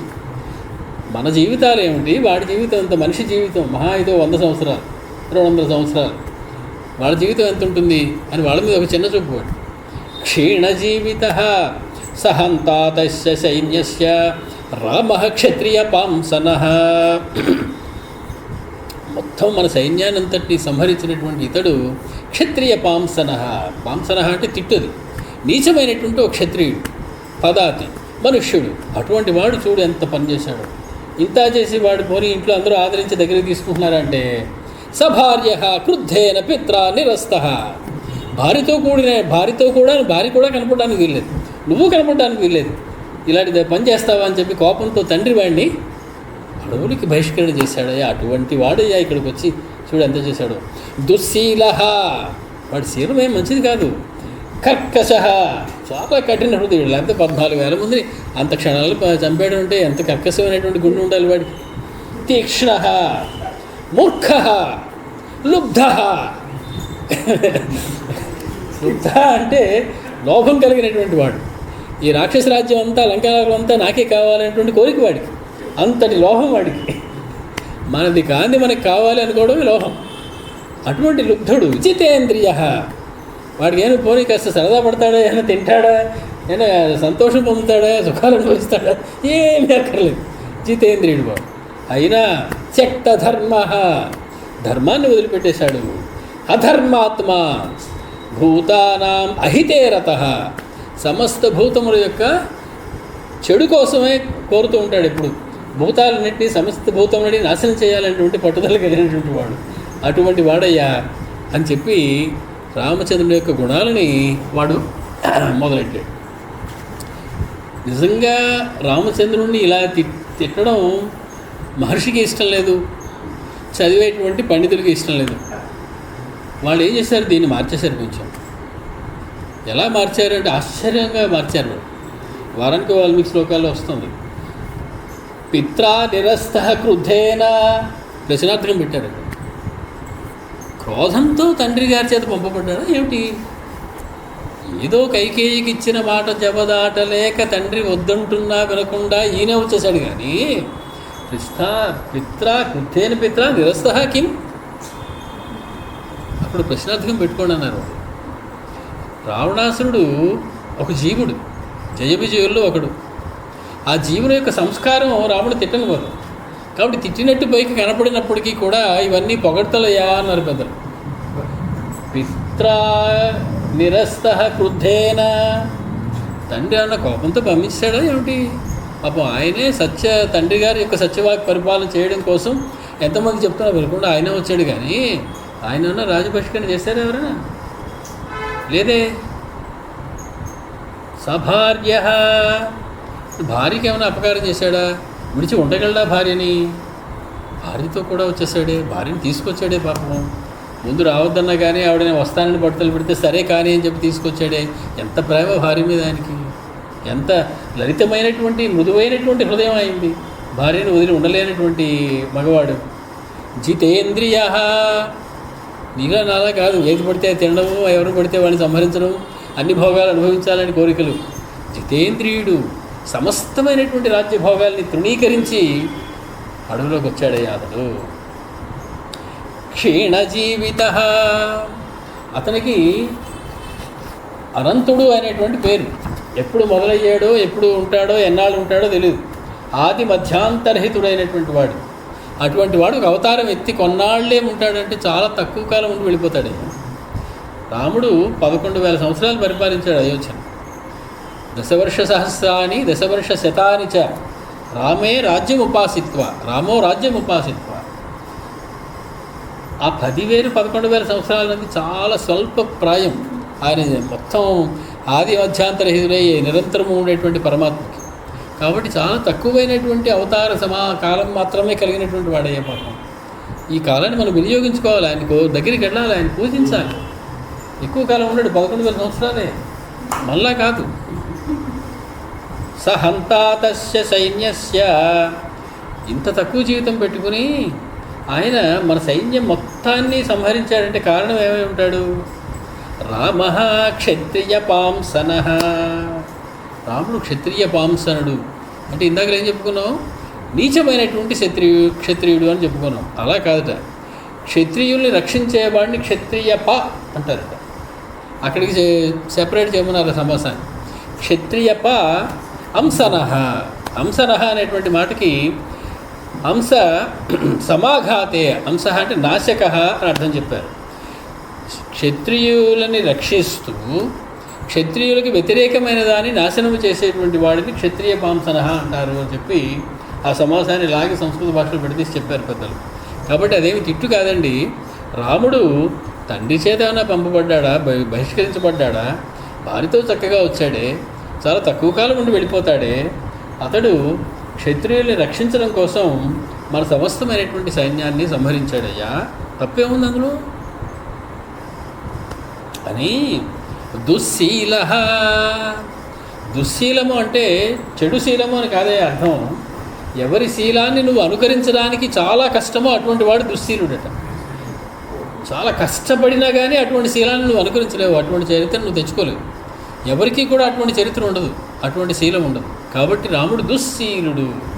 కర్కశ, ధర్మరక్షణ విషయంలో చాలా కర్కశంగా ఉంటాడు. ఎక్కడ అధర్మం సహించడు సుమా. అటువంటి వాడు తీక్ష్ణ, తన ధర్మానుష్ఠం కోసం చాలా తీక్ష్ణంగా కూడా మాట్లాడతాడు. అవసరమైతే గురువుల్ని కూడా ధిక్కరిస్తాడు. అతడు చార్వాకుడు అనేటువంటి వాడిని రామచంద్రుడు ధిక్కరించాడు. గురుస్థానంలో ఉన్నటువంటి వాడిని. నిన్ను ఇలాంటి వాడిని అసలు మా తండ్రి రాజ్యంలో ఎలా పెట్టుకున్నాడే అని కేకలేశాడు. అధర్మం మాట్లాడినప్పుడు చాలా తీక్షణంగా ఉంటాడు. తీక్షణ తర్వాత మూర్ఖ అన్నాడు. అక్కడ అకార ప్రశ్లేషణ ఉంటుందండి అన్నారు. ఆ మూర్ఖ చాలా పండితుడయ్యా, ఎంత జ్ఞాని అయ్యా రామచంద్రుడు అంటే ఏమనుకుంటున్నావు. అలుబ్ధ, అక్కడ మళ్ళీ అకార ప్రశ్లేషణ. అకార ప్రశ్లేషణ అంటే సంధి అనమాట. మూర్ఖ ప్లస్ అలుబ్ధ, మూర్ఖోలుబ్ధ. అక్కడ అకారం రాయరు, అకార ప్రశ్లేషుడు వేస్తారు. అది అకార ప్రశ్లేష లేకపోతే మనం ఎక్కడ కావాల్సి అక్కడ పెట్టుకోవచ్చు సంస్కృత భాషలో. అది ఆ స్వాతంత్రం మనకు ఉంది. కాబట్టి ఇక్కడ అకార ప్రశ్లేష విషయం అమూర్ఖ అలుబ్ధ. సరే, జితేంద్రియ, త్యక్తధర్మ. త్యక్తధర్మ అనే త్యక్త విరుద్ధ ధర్మ అంటే తనకి విరుద్ధమైనటువంటి స్వధర్మం కాని దాన్ని విడిచిపెట్టిన వాడట త్యక్తధర్మ అంటే. తన స్వధర్మాన్ని మాత్రమే ఆచరించేవాడు, విరుద్ధమైనటువంటి ధర్మాన్ని విడిచిపెట్టేటువంటి వాడు కాబట్టి త్యక్తధర్మ. అటువంటి అధర్మాత్మ. అధర్మాత్మ అంటే ఎవడికంటే ధర్మాత్ముడు ఇంకొకడు లేడో వాడు అధర్మాత్ముడు. నవిద్యతే ధర్మాత్మ యస్మాత్ సహ అధర్మాత్మ. ధర్మాత్ముడు కానివాడు అధర్మాత్ముడు అని చెప్పొచ్చు ఒకటి. రెండవ రకంగా ఎలా చెప్పొచ్చు అంటే ఇతనికంటే ధర్మాత్ములు ఎవరూ లేరు సృష్టిలో, అటువంటి వాడిని అధర్మాత్మ అంటారు. కాబట్టి బహువ్రీహి సమాసం అవుతుంది. ఎవరికంటే ధర్మాత్ముడు ఇంకొకడు లేడు, అటువంటి వాడు అధర్మాత్మ. భూతానాం అహితే రతః. మళ్ళీ అహితే దగ్గర కూడా వాళ్ళు అకార ప్రశ్లేష పెట్టి భూతానాం అహితే రతః. భూతముల యొక్క ప్రీతి కోసం, భూతముల యొక్క క్షేమం కోసం దీక్ష కంకణం కట్టుకున్నటువంటి రామచంద్రుడు అయ్యా అని చెప్పి వాళ్ళు కాస్త సర్ది, ఇంత రామచంద్రుడి గురించి వినలేని మాటల్ని, మూర్ఖుడు, లుబ్ధుడు, అధర్మాత్ముడు అనేటువంటి వినలేని మాటల్ని వినడానికి ఇష్టపడిన వాళ్ళు ఈ శ్లోకాల్ని రావణాసుని యొక్క జీవుడు చెప్తున్నటువంటి శ్లోకాలుగా మార్చి వాటిలో రెండో అర్థాన్ని తీసుకోమని మనకి చెప్తారు. ఏన వైరం వినారణ్యే సత్వమాశ్రిత్య కేవలం కర్ణనాసాపహరణాత్ భగినీ మే విరూపిత. మళ్ళీ వచ్చేసాడు, మామూలు రావణుడు అయిపోయాడు. ఏమీ వైరం లేకుండా అరణ్యంలో కేవలం బలం ఉంది కదా అని చెప్పి తన బలాన్ని చూసుకుని గర్వంతో నా సోదరుని విరూపిణిగా చేశాడు. కర్ణనాసాపహరణాత్, ముక్కు చెవులు కూడా కోసావని విరూపిగా చేశాడు. తస్య భార్యాం జనస్థానాత్ సురసుతోపమాం. వెంటనే వణుకు మొదలైంది మారీచుడికి. ఏదో చెడు మాట చెప్పబోతున్నాడు, ఏదో నిర్ణయం తీసుకునే వచ్చాడు అనుకున్నాడు. తస్య భార్యాం, అతని యొక్క భార్యని, సీతాదేవిని, సురసుతోపమాం, సాక్షాత్తు దేవ కన్య అయినటువంటి తో సమానమైనటువంటి దేవత లాంటి ఆ సీతాదేవిని జనస్థానాత్ ఆనయిష్యామి, అక్కడి నుంచి ఆ జనస్థానం నుంచి నేను తీసుకొచ్చేస్తాను. విక్రమ్య, నా పరాక్రమంతో తీసుకొస్తాను. అయిపోయింది, వీడి కాలం మూడిపోయింది అనుకున్నాడు మారీచుడు. వెంటనే ఇంకో మాట అన్నాడు, సహాయ తత్ర మే భవ, నువ్వు నాకు సహాయం చేయాలి ఈ కార్యక్రమం. అంతా మారీచుడు ఇంకా నోట మాట లేదు. త్వయాహ్యహం సహాయేన పార్శ్వస్థేన మహాబలః భ్రాతృభిశ్చ సురాన్ యుద్ధే సమగ్రాన్న అభిచింతయే. నువ్వు గనక నా పక్కన ఉండి సహాయం చేసినట్లయితే, నా సోదరులు ఉన్నారు ఇంకా ఎవరు, కుంభకర్ణుడు మొదలైనటువంటి మహామహులందరూ, వాళ్ళందరినీ పక్కన పెట్టుకుని దేవతలనైనా సరే నేను ఇట్టే జయించేయగలను. కాబట్టి నువ్వు నా పక్కన ఉండవలసింది. తత్సహాయో భవత్వం మే, నువ్వు నాకు సహాయంగా ఉండవయ్యా, నాకు సహాయం చేయబోయా కొంచెం. సమర్థో యసి రాక్షస, నాకేం రాదండి ఇలాంటి పనులు, నాకు చేత కాదండి అనుకో. నువ్వు చాలా సమర్థుడివి, నువ్వు మాయల మారివి, నీ మాయలు నీ వ్యవహారాలన్నీ చిన్నప్పటి నుంచే నాకు తెలుసు. కాబట్టి నాకు అయిపోయి మాయలు లేవండి, నాకు తెలియదండి, ఇలాంటి మాటలు మాట్లాడు. త్వం సమర్థోసి, నువ్వు చాలా మంచి ట్రైనింగ్ పొందినవాడు దీనిలో, ఇలాంటి వ్యవహారాలు. కాబట్టి నువ్వు కాదనడానికి లేదు సుమా. దేనిలోనూ నీ సామర్థ్యం చెప్పనా? వీర్యే యుద్ధే చ దర్పే చ నహి అస్తి సదృశస్తవ. నీ బలంలో కానీ, నీ యుద్ధం చేసే నేర్పులో కానీ, నీ గర్వంలో కానీ నీతో సమానమైనటువంటి వాడు ఎవడున్నాడయ్యా. కాబట్టి నువ్వు సమర్థుడివి, నా మాట కాదనడానికి లేదు. ఉపాయజ్ఞ, నువ్వు ప్లాన్ వేయగలవు, ఎవరిని ఎలాగా పడగొట్టాలో నీకు తెలుసు. కాబట్టి నీకు తెలిసినన్ని మాయా ఉపాయాలు ఇంకెవరికి తెలియదు. మాయా మారీచుడు అంటూ ఉంటా. కాబట్టి నువ్వు ఉపాయజ్ఞుడివి. మహాశూర, పోలీస్ నీకేమన్నా బలం తక్కువ, నువ్వు మహాశూరుడివి. సర్వమాయా విశారద, సమస్తమైనటువంటి మాయలకి ఆటపట్టు, అవన్నీ కూడా నువ్వు అవపోసన పట్టేశావు. ఏతదర్థమహం ప్రాప్త తత్స్వమీపం నిశాచర. మళ్ళీ ఎందుకు వచ్చావని అడిగిన ఒక్క మాటకి వాడు 16 శ్లోకాలు చెప్పి చివరికి ఆఖరి శ్లోకంలో నీ దగ్గరికి ఎందుకు వచ్చానో అర్థమైంది కదా. నీ సహాయాన్ని అర్థించి నేను నీ దగ్గరికి వచ్చానయ్యా. శృణు తత్కర్మ సహాయే యత్కార్యం వచనాన్ మమ. ఏం చేయాలండి, ఏం సహాయం చేయాలి మేము అడకు, నేనే చెప్పేస్తా, విను. సౌవర్ణం త్వం మృగో భూత్వా, బంగారు వికారమైనటువంటి ఒక లేడిగా మారును. చిత్రో రజత బిందుభిహి, దాని మీద మచ్చలు ఉంటాయి లేడికి, వెండి మచ్చలు ఉండాలి దాని మీద. వీడి కోరికలు చూడండి ఎలా ఉన్నాయి. బంగారపు మృగం అవ్వాలి నువ్వు, దాని మీద వెండి మచ్చలు ఉండాలి. ఆశ్రమే తస్య రామస్య సీతాయా ప్రముఖే చర. ఆ రామచంద్రుడు ఉండేటువంటి ఆశ్రమ సమీపంలో సీతకి ఎదురుగా నువ్వు చెర, అటు ఇటు నడు, చాలు, నువ్వు ఇంకేమి చేయక్కర్లే. త్వాంతు నిస్సంశయం సీత దృష్ట్వా తు మృగరూపిణం గృహ్యతాం ఇది భర్తారం లక్ష్మణం చాభిధాస్యతి. ప్రసక్తే లేదు. ఒక్కసారి ఆ మృగాన్ని సీత కనుక చూసింది అంటే రామలక్ష్మణులు ఇద్దరిని కూడా ఆ మృగం తీసుకురండి, పట్టుకోండి అని చెప్పి పంపించేస్తుంది. తతస్తయోరపాయేతు శూన్యే సీతాం యథా సుఖం నిరాబాధో హరిష్యామి బాహు చంద్రప్రభామివ. వాళ్ళిద్దరూ కూడా అపాయేతు, పక్కకి వెళ్ళిన తరువాత, వాళ్ళిద్దరూ నిష్క్రమించిన తరువాత, శూన్యమైనటువంటి ప్రదేశంలో, సీతాదేవి తప్ప ఇంకెవ్వరూ లేనటువంటి ప్రదేశంలో, సీతాం యథాసుఖం నిరాబాధ హరిష్యామి, ఏమీ కష్టపడకుండా చాలా సులువుగా, కష్టమంతా మారిచుడు, నేను అతి సులువుగా సీతాదేవిని హరిష్యామి, తీసుకొచ్చేస్తాను. ఎలాగా? రాహు చంద్రప్రభామివ. రాహువు చంద్రుణ్ణి ఎలా పట్టేస్తాడో అలా పట్టేసి నేను ఆవిడ్ని తీసుకొచ్చేస్తాను అని చెప్పి, ఏమీ ప్రతిబంధం లేకుండా, కష్టపడకుండా, నన్ను అడ్డేవాళ్ళు ఎవరూ లేకుండా నేను సులువుగా సీతాదేవిని తెచ్చేసుకుంటాను.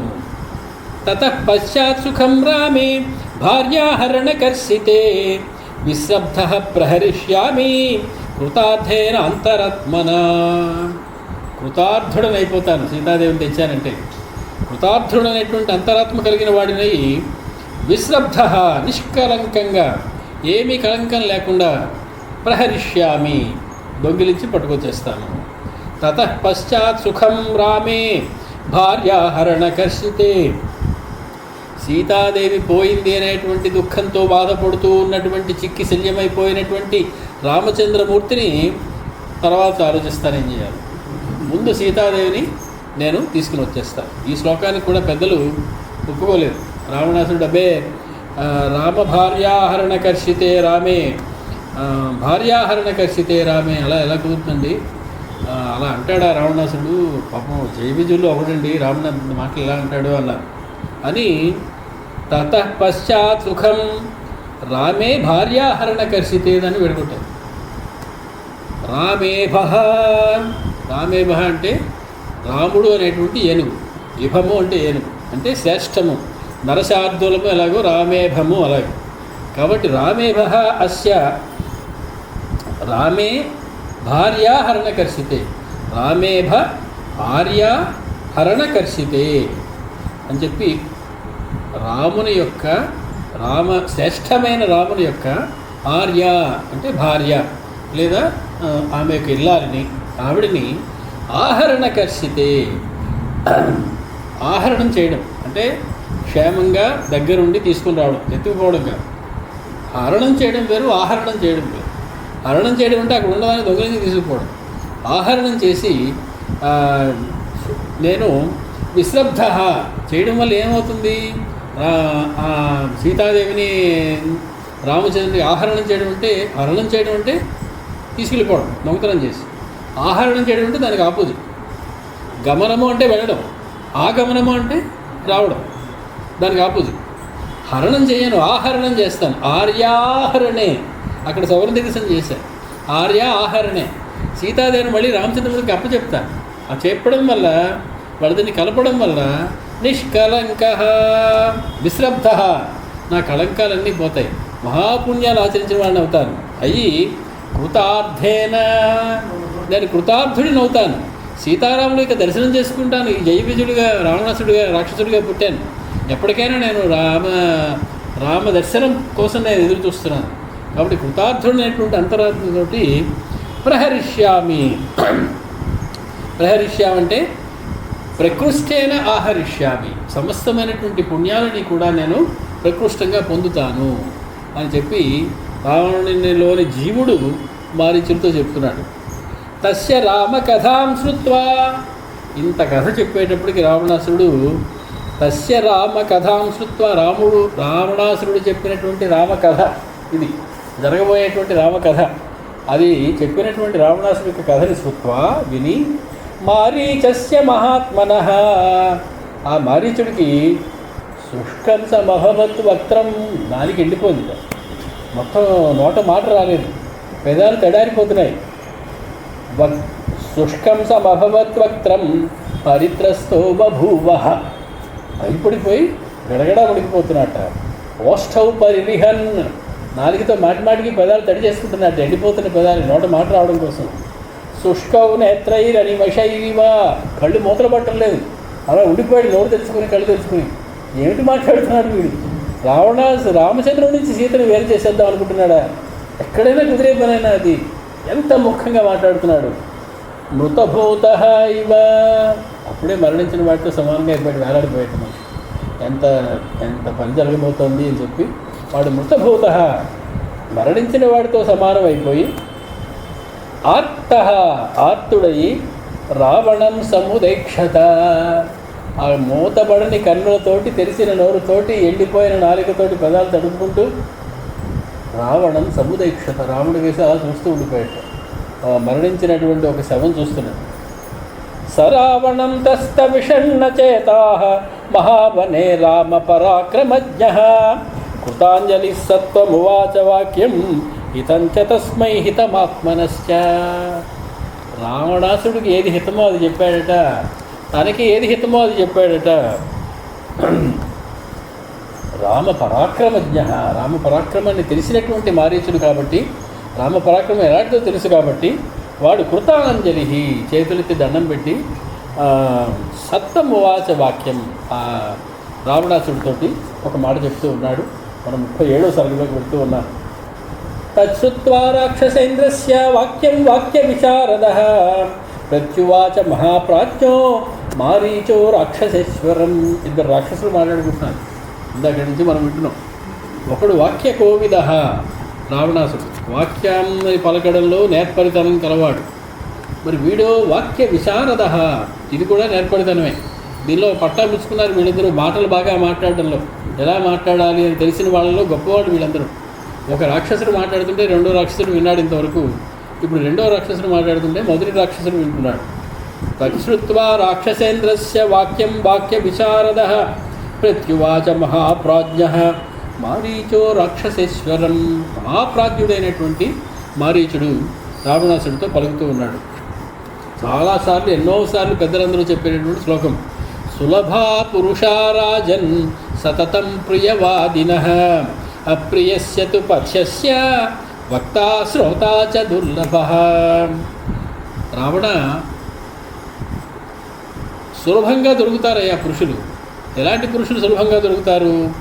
సతతం ప్రియవాదినః, ఎప్పుడూ నిన్ను పొగుడుతూ నీకు ఇష్టమైన మాటలే చెబుతూ నీకు భజన చేస్తూ ఉండేవాళ్ళు సులభా, ఎక్కడ పడితే అక్కడ ఉంటారు, చాలా చాలా దొరుకుతారు. నువ్వు పదవిలో ఉన్నావు కదా, మరి పదవిలో ఉండేటప్పుడు నీ చుట్టూ చేరేటువంటి వాళ్ళు ఎలాంటి వాళ్ళు చేరతారు అంటే సతతం ప్రియవాదిన. ఎప్పుడు నీకు చెప్పితే నువ్వేమన్నా అనుకుంటావేమో, నువ్వు మనసులో బాధపడతావేమో, నువ్వు కేకలేస్తావేమో, అప్రియమైనదిగా మాట్లాడతానేమో అని అబద్ధమైనా సరే నీకు ప్రియం కలిగితే చాలు అని చెప్పి సులభా పురుషా రాజన్ సతతం ప్రియవాదిన. అలాంటి పురుషులు ఎక్కడ పడితే అక్కడ ఉంటారు. రావడం అప్రియస్యతు పక్షస్య వక్తా శ్రోతా చ దుర్లభ. హితము ప్రియము అని రెండు ఉన్నాయి మనకి. ప్రియమైనది అంటే తాత్కాలికంగా బాగుంటుంది, పంచదార బ్రహ్మాండంగా ఉంటుంది, షుగర్ ఉన్నవాడికి రుచిగా ఉంటుంది. కాఫీలో పంచదార అయితే తాగలేమండి, బాగుంది. కానీ అది హితం కాదు. ప్రియముగా ఉన్నది కొంతకాలం తర్వాత నీకు హాని చేస్తుంది. హితమైనదో చేదుగా ఉంటుంది. కాకరకాయ రసం తాగండి, చేదుగా ఉంటుంది, కానీ నీకు అది హితం చేస్తుంది, మంచిని చేస్తుంది రాబోయే కాలం. కాబట్టి నీకు ఇప్పటికిప్పుడు ఈ క్షణంలో సంతోషం కలిగి కాసేపు తర్వాత ఎంత పాడైపోయినా పర్వాలేదా? లేదా ఇప్పుడు కొంచెం కష్టపడినప్పటికీ జీవితం అంతా సుఖంగా ఉండేటువంటి సలహా కావాలని నీకు మొదటి రకం సలహా ఇచ్చేవాళ్ళు సులభా పురుషా రాజన్ సతతం ప్రియవాదిన. అప్రియమైనటువంటి పథ్యమైనటువంటి మాటని పలికేటువంటి వాళ్ళు వక్తా దుర్లభ. చెప్పేవాడు కష్టం దొరకడు. ఒకవేళ అదృష్టం బాగుండి చెప్పేవాడు నాలటివాడు ఎవడో నీకు దొరికాడు అనుకో, శ్రోతాచ దుర్లభ. వినేవాడు అసలు దొరకడు. కాబట్టి చెప్పేవాడు దొరకడు, వినేవాడు దొరకడు. అప్రియమైనటువంటిది అయినప్పటికీ పథ్యమైనటువంటి మాట. పథ్యం అనేటువంటి మాటకి అదే అర్థం. ఉప్పు లేకుండా తినండి, పథ్యంగా తినండి అంటారు. పథ్యం అంటే అప్పటికప్పుడు నీకు నచ్చదు అది, కానీ ఉత్తరోత్తర నీకు అది మేలు చేస్తుంది అని చెప్పి పథ్యం అనేటువంటి మాట వాడతారు. నూనం బుధ్యసే రామం మహావీర్యం గుణోన్నతం. మహావీర్యుడైనటువంటి గుణోన్నతుడైనటువంటి రామచంద్రుణ్ణి నబుధ్యసేత్వం, నీకు ఏమీ తెలుసుకోలేకపోయావు. రాముడు అంటే ఏమిటో నీకు ఒక్క పిసరు కూడా అర్థం కాలేదయ్యా. అయుక్తచార, ఎందుకంటే నువ్వు అయుక్తచారుడివి, యుక్తమైనటువంటి మార్గంలో నడిచేటువంటి వాడివి కాదు. నువ్వన్నీ అపమార్గంలో తిరిగేటువంటి వ్యవహారం ఇదంతా. కాబట్టి రాముడు ఎవడో నువ్వు తెలుసుకోలేకపోయావు.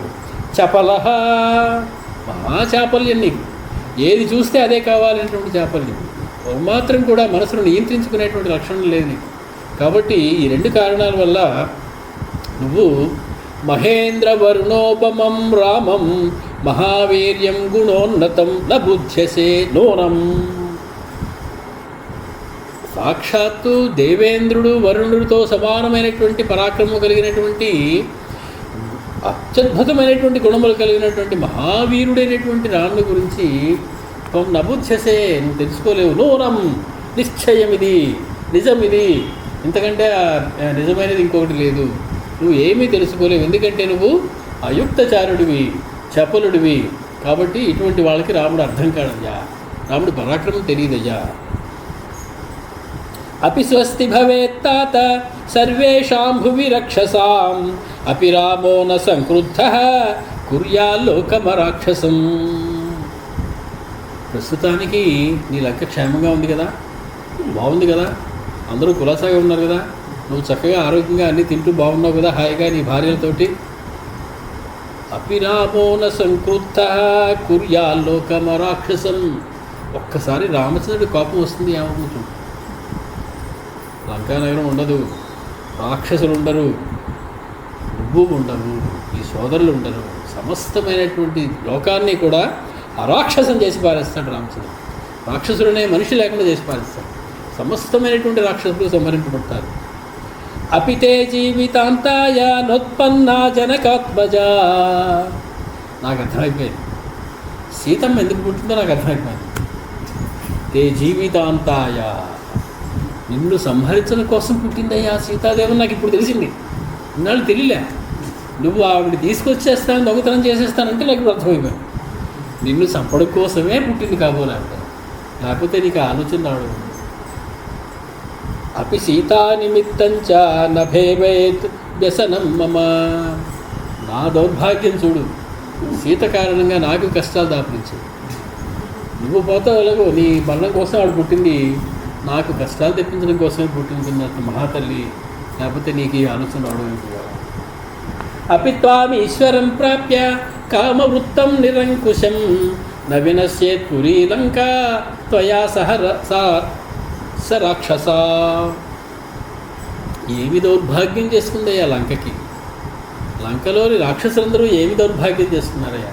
నీలాంటి వాడిని రాజుగా పొందారు. నీలాంటి వాడిని రాజుగా పొందడం వల్ల ఈశ్వరం త్వాం ప్రాప్య, ఎటువంటి వాడివి నువ్వు? కామవృత్తం నిరంకుశం, కామాంధుడమై నిరంకుశమైనటువంటి నీలాంటి వాడిని రాజుగా పొందినటువంటి లంక, ఆ లంకలోని రాక్షసులందరూ కూడా వినశ్యే, మొత్తం నశించిపోతారయ్యా త్వరలో. త్వద్విధ కామవృత్తో హి దుశ్శీల పాపమంత్రిత ఆత్మానం స్వజనం రాష్ట్రం స రాజా హంతి దుర్మతి. నీలా ఉన్నటువంటి కామవృత్తుడైనటువంటి దుశ్శీలము కలిగినటువంటి పాపపు బుద్ధి కలిగినటువంటి మంత్రుడు కలిగినటువంటి రాజు ఎప్పుడైతే ఉంటాడో, ఏ దేశానికైతే ఉంటాడో, ఆ దేశంలో వాడు ఆత్మానం, తనని తాను నాశనం చేసుకుంటాడు. స్వజనం, తన జనం అందరూ నాశనం అయిపోయేలా చూస్తాడు. రాష్ట్రం, తన దేశమంతా నాశనం అయిపోతుంది. వాడే చంపేసుకుంటాడు. ఆ రాజే తనని తాను చంపేసుకుంటాడు, తన వాళ్ళని చంపేసుకుంటాడు, తన దేశాన్ని మొత్తం నాశనం చేసేస్తాడు. అటువంటి వాడు కనుక రాజుగా ఉన్నట్లయితే. నచ పిత్రా పరిత్యక్తో, ఏమన్నావు ఇందా ఇలా, క్రుద్ధేన పిత్రా నిర్వాసిత. కోపం వచ్చి నాన్నగారు బయటికి తోలేశారు, పంపించేశారు, బహిష్కరించారంటావా? నచ పిత్రా పరిత్యక్త. నాకు తెలుసు రాముడి గురించి, నీకు తెలియదు. నేను మొత్తం ఫాలో అవుతున్నాను. చిన్నప్పుడు ఎప్పుడో మారీచు బాహులం మేము వెళ్ళి యజ్ఞాన్ని పాడు చేద్దాం విశ్వామిత్రుడు అనుకున్నప్పుడు మొదటి దెబ్బ కొట్టాడే, అప్పటి నుంచి నేను ఆయన చరిత్రను ఫాలో అవుతున్నాను. అప్పటి నుంచి ఒక ఆయన మీద వేసించాను, ఏం జరుగుతుంది అక్కడ, ఏమవుతున్నాడు ఈయన. ఆయన వివాహం తెలుసు, నాకు అరణ్యాలకు వెళ్ళడం తెలుసు. నచపిత్రా పరిత్యక్త, తండ్రి ఏమీ ఆయన్నేమీ బహిష్కరించలేదు, ఆయనే పంపించలేదు. నా మర్యాద కథంచన, ఆయన ఏనాడు కూడా మర్యాదను అతిక్రమించలేదు. తన అందులో మర్యాద పురుషోత్తముడైనటువంటి రామచంద్రమూర్తి ఆయన. అమర్యాద అన్నాడు విన్నాను. అందుకని నా లుబ్ధ, ఆయన ఏం లుబ్ధుడేం కాదు. తనకున్న సమస్తాన్ని దానం చేసి అయోధ్య నుంచి బయటకు వచ్చాడు. అడిగిన వాళ్ళకి అడిగిందంతా ఇచ్చేసాడు ఆయన. ఆఖరిగా ఎవడో కనపడి నాకేమి ఇస్తావా, నాకేం మిగలలేదంటే చేతికొని ఉంగరాన్ని కూడా తీసి వాడికి దానం చేసి ఆయన అడవులకు పరిగెత్తుకొచ్చాడు. అటువంటి వాడిని లుబ్ధుడు అంటావు నువ్వు. నా లుబ్ధ నచ దుశ్శీలో నా క్షత్రియ పాంసన. నువ్వు అను అన్ని తప్పులే. ఆయన గురించి నీకు ఏమీ తెలియదు అనడానికి ఇదే నిదర్శనం. ఎందుకంటే నువ్వు వాడిన ఒక్క విశేషణం కూడా కరెక్ట్, అన్నీ తప్పులే. నచ పిత్రా పరిత్యక్త నా మర్యాద కథంచన న లుబ్ధ నచ దుశ్శీల నచ క్షత్రియ పాంసన నచ ధర్మగుణైర్హీన. అధర్మాత్మ అన్నాడు. ధర్మగుణముల చేత ఎప్పుడూ కూడా హీనుడు కాడు. కౌసల్యానందవర్ధన, ఆనందవర్ధనుడు. కౌసల్యకే కాదు, సమస్త మానవాడికి ఆనందవర్ధనుడు స్వామి. కాబట్టి కౌసల్య అనేటువంటి మిషతోటి మొట్టమొదటి కళ్ళు తెరవగానే చూసింది ఆవిడ కాబట్టి, ఆవిడకి ఆనందం ఇచ్చాం కాబట్టి కౌసల్యానందవర్ధనుడు అంటాం. కానీ మామూలుగా అయితే ఆనందవర్ధనుడు అంటే సరిపోతుంది, రామచంద్రుడు అని అర్థం. ఆనందవర్ధన నా తీక్ష్ణ, తీక్ష్ణంగా కోపంగా ఉండి ఎంత అందంగా ఉంటుందో. ఆయనతో 10 గంటల సేపు మాట్లాడాలని ఉంటుంది. ఋషులందరూ వెళ్ళి వాళ్ళ గోడంతా వినిపించుకుంటారు ఆయనతోటి, వాళ్ళ కథలన్నీ చెప్పుకుంటారు ఆయనతోటి. తీక్షణంగా ఉండడే ఆయన. నచ భూతానాం సర్వేషాం అహితేరత, సమస్తమైన భూతముల యొక్క అహితమునందు ఇష్టము కలిగిన వాడు అన్నావు. సమస్తమైన భూతముల యొక్క అహితమునందు హితము కలవాడు కాడు అని అన్నది తప్పు. అతను సమస్త భూతముల యొక్క హితమును కోరేవాడు. సమస్త భూతములకు అహితుడు కాదు, అంటే కొన్ని భూతములకు అహితుడు. ఆ కొన్ని భూతములు నువ్వు. వంచితం పితరం దృష్ట్వా కైకేయ్యా సత్యవాదినం కరిష్యామీతి ధర్మాత్మా తాత ప్రవ్రాజితో వనం. నాయన రావణ, తాత అంటే మళ్ళీ ఆయన్ని కొంచెం దువ్వడం. ఓ తండ్రి రావణ, వంచితం పితరం దృష్ట్వా, తండ్రి మోసం చేయబడ్డాడు కైకేయి చేత. సత్యవాది అయినటువంటి తండ్రి కైకేయి చేత మోసం చేయబడ్డాడు. అది చూసి కరిష్యామీతి ధర్మాత్మ ప్రవ్రజితో వనానికి ప్రవ్రజితుడై వచ్చాడు. ఆయన ప్రవ్రాజితం అంటే వేరే వాళ్ళ చేత పంపించబడ్డం. ఆయన ప్రవ్రాజితం చేశారండి అని కాదు, ప్రవ్రజిత ఆయనంతటా ఆయనే బయలుదేరి కరిష్యామీతి తప్పకుండా వనానికి వెళ్తానని చెప్పి ఆయనే బయలుదేరి అడవిలోకి వచ్చాడయ్యా. కైకేయా ప్రియకామార్థం పితు దశరథస్య చ హిత్వా రాజ్యం చ భోగాంశ ప్రవిష్టో దండకావనం. కైకేయి యొక్క ప్రియం చేయడం కోసం, తండ్రి దశరథుని సత్యవాక్యుడిగా నిలబెట్టడం కోసం రాజ్యాన్ని విడిచిపెట్టి, భోగాలన్నింటినీ విడిచిపెట్టి ప్రవిష్టో దండకావనం, దండకారణ్యానికి ప్రవేశించాడయ్యా. నా రామ కర్కశ తాత, రాముడు కర్కశుడు అంటున్నావా? ఎంత మృదువైన హృదయమయ్యా రాముడిది. నా అవిద్వాన్ నా అజితేంద్రియ అనృతం దుశ్రుతం చైవ నైవత్వం భక్తృమర్హసి. వేదాంగాలు చదువుకున్నావే, అబద్ధాలు ఆడచ్చు. మహారాజు స్థానంలో ఉన్నావే, ఎప్పుడు నిజం పలకవాలి. నువ్వు ఏమొచ్చినా నువ్వు కాసుకోగలవు నువ్వు, అందుకే నిజం పలుకుతారు. అబద్ధం ఎప్పుడు పలుకుతాం? నిజం చెప్తే మనం రక్షించుకోలేమో అని భయం, మన ముఖం చెలదేమో అని భయం. మహారాజుకి తను రక్షించుకోలేని భయం ఎందుకు ఉంటుంది? సమస్తమైనటువంటి రాజ్యం తను రక్షించడం కోసమే ఉంది. దర్జాగా నిజం చెప్పచ్చు, అబద్ధం ఎందుకు చెప్పడం? కాబట్టి నువ్వు అనృతం దుశ్రుతం చైవ నైవత్వం భక్తృమర్హసి. ఎవరు చెప్పారో నీకు రాముడి మీద చాడీలన్నీ చెప్పారు, అవన్నీ విన్నావు నువ్వు. దుశ్రుతుడు అయ్యావు నువ్వు, సుశ్రుతం కాదు నువ్వు విన్నది, దుశ్రుతం. అటువంటి చెడు మాటలన్నీ ఎవరెవరో చెప్పినవన్నీ విని అనృతం వక్తుం నార్హసి. అబద్ధం చెప్పకయ్యా, అబద్ధాలు ఆడకయ్యా, అది మహాపాపం అయ్యా. రాముడు ఏంటో నేను చెప్తాను చూడు. నీకు ఇంతవరకు అర్థం అవ్వలేదు కదా, రాముడు ఎలాంటి వాడు నేను చెప్తాను. రామో విగ్రహవాన్ ధర్మ, ఇది మహావాక్యం. ఇది మొత్తం రామాయణంలో, రామాయణానికి అతి ప్రాణప్రదమైనటువంటి వాక్యం ఇది. రామచంద్రుడు తనకి చెప్పిన వాడు ఒక రాక్షసుడు. ఎవరో మహామునీశ్వరుడో వశిష్ఠుడు రామాయజ గుడ్ బాయ్ అని వీపు తడితే వశిష్ఠుడు వారందరూ వాళ్ళు పొగిడారండి అనుకుంటాం. ఈ పొగుడుతున్నవాడు, ఈ చెబుతున్నవాడు, ఈ మాట ఇస్తున్నవాడు మారీచుడు. కలకాలం ఉండిపోయేటువంటి మాట వాడినట్టు వచ్చింది. ఎంత పుణ్యాత్ముడు వాడు. రామో విగ్రహవాన్ ధర్మ సాధు సత్యపరాక్రమ రాజా సర్వస్య లోకస్య దేవానాం మఘవానివ. దేవతలకి ఇంద్రుడు ఎలాగో మా రామచంద్రమూర్తి సమస్త లోకాలకి అటువంటి వాడయ్యా. రాజా సర్వస్య లోకస్య. ఏదో అయోధ్యకి ఏదో పట్టాభిషేకం పోయి రాజ్యం పోయిందనుకుంటున్నావు నువ్వు. అయోధ్యకు ఒక్కదానికి రాజు కాదయ్యా మావాడు. రాజా సర్వస్య లోకస్య, సమస్త లోకాలకి ప్రభు అయినటువంటి రామచంద్రమూర్తి అయ్యా ఆయన. ఎటువంటి వాడు? రామో విగ్రహవాన్ ధర్మ, మూర్తీభవించిన ధర్మం. ధర్మం అంటే ఏమిటో నీకు తెలీదు, ఎలా ఉంటుందో తెలీదు. ధర్మానికి 2 కాళ్ళు 2 చేతులు ఒక తలకాయ పెట్టి చూపించినా అది అలా చూడ రామచంద్రుడు ఎలా ఉంటున్నాడు.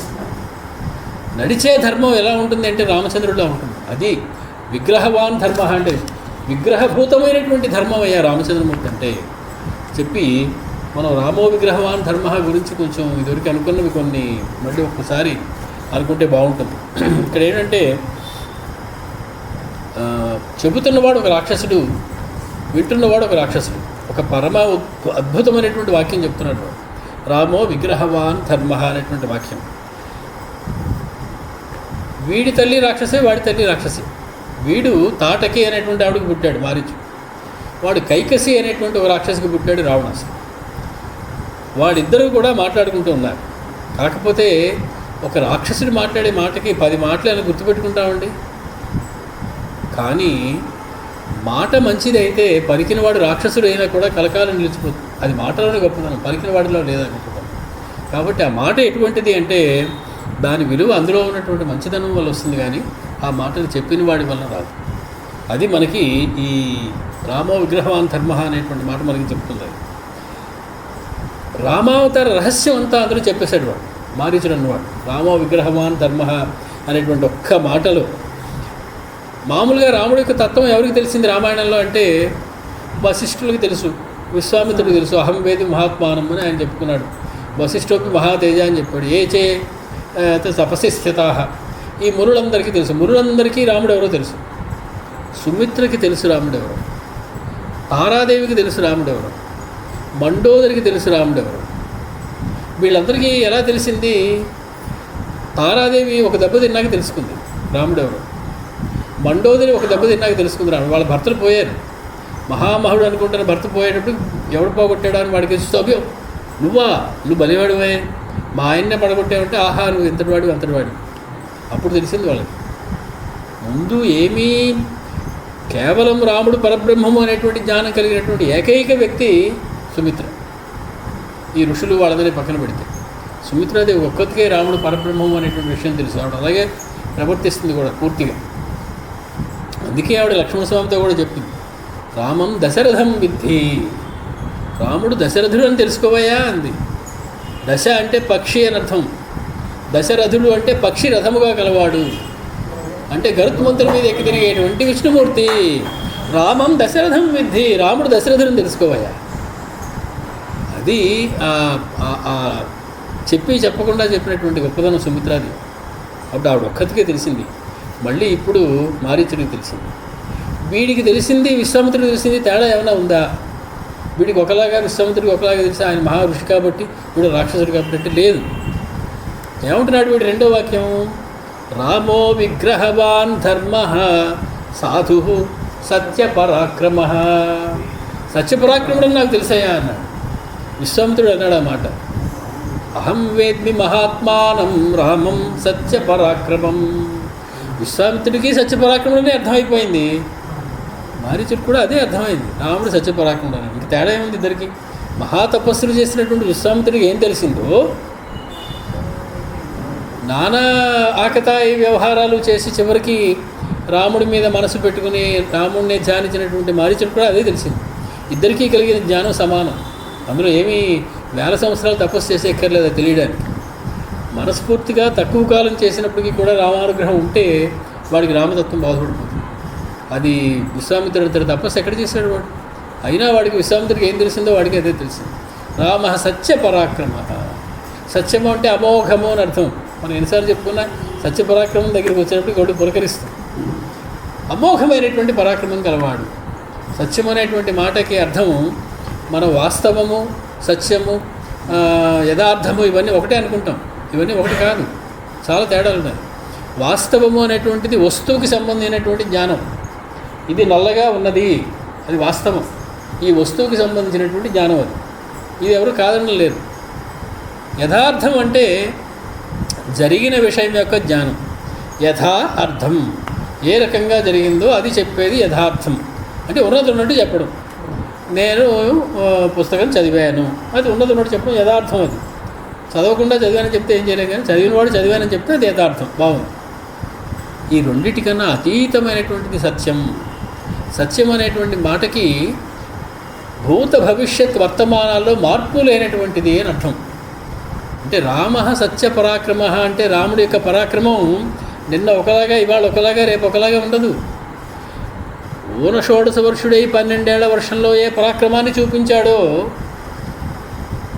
42 ఏళ్ల వయసులో రావణాసురుడు చెప్పినప్పుడు కూడా అదే పరాక్రమాన్ని చూపించాడు.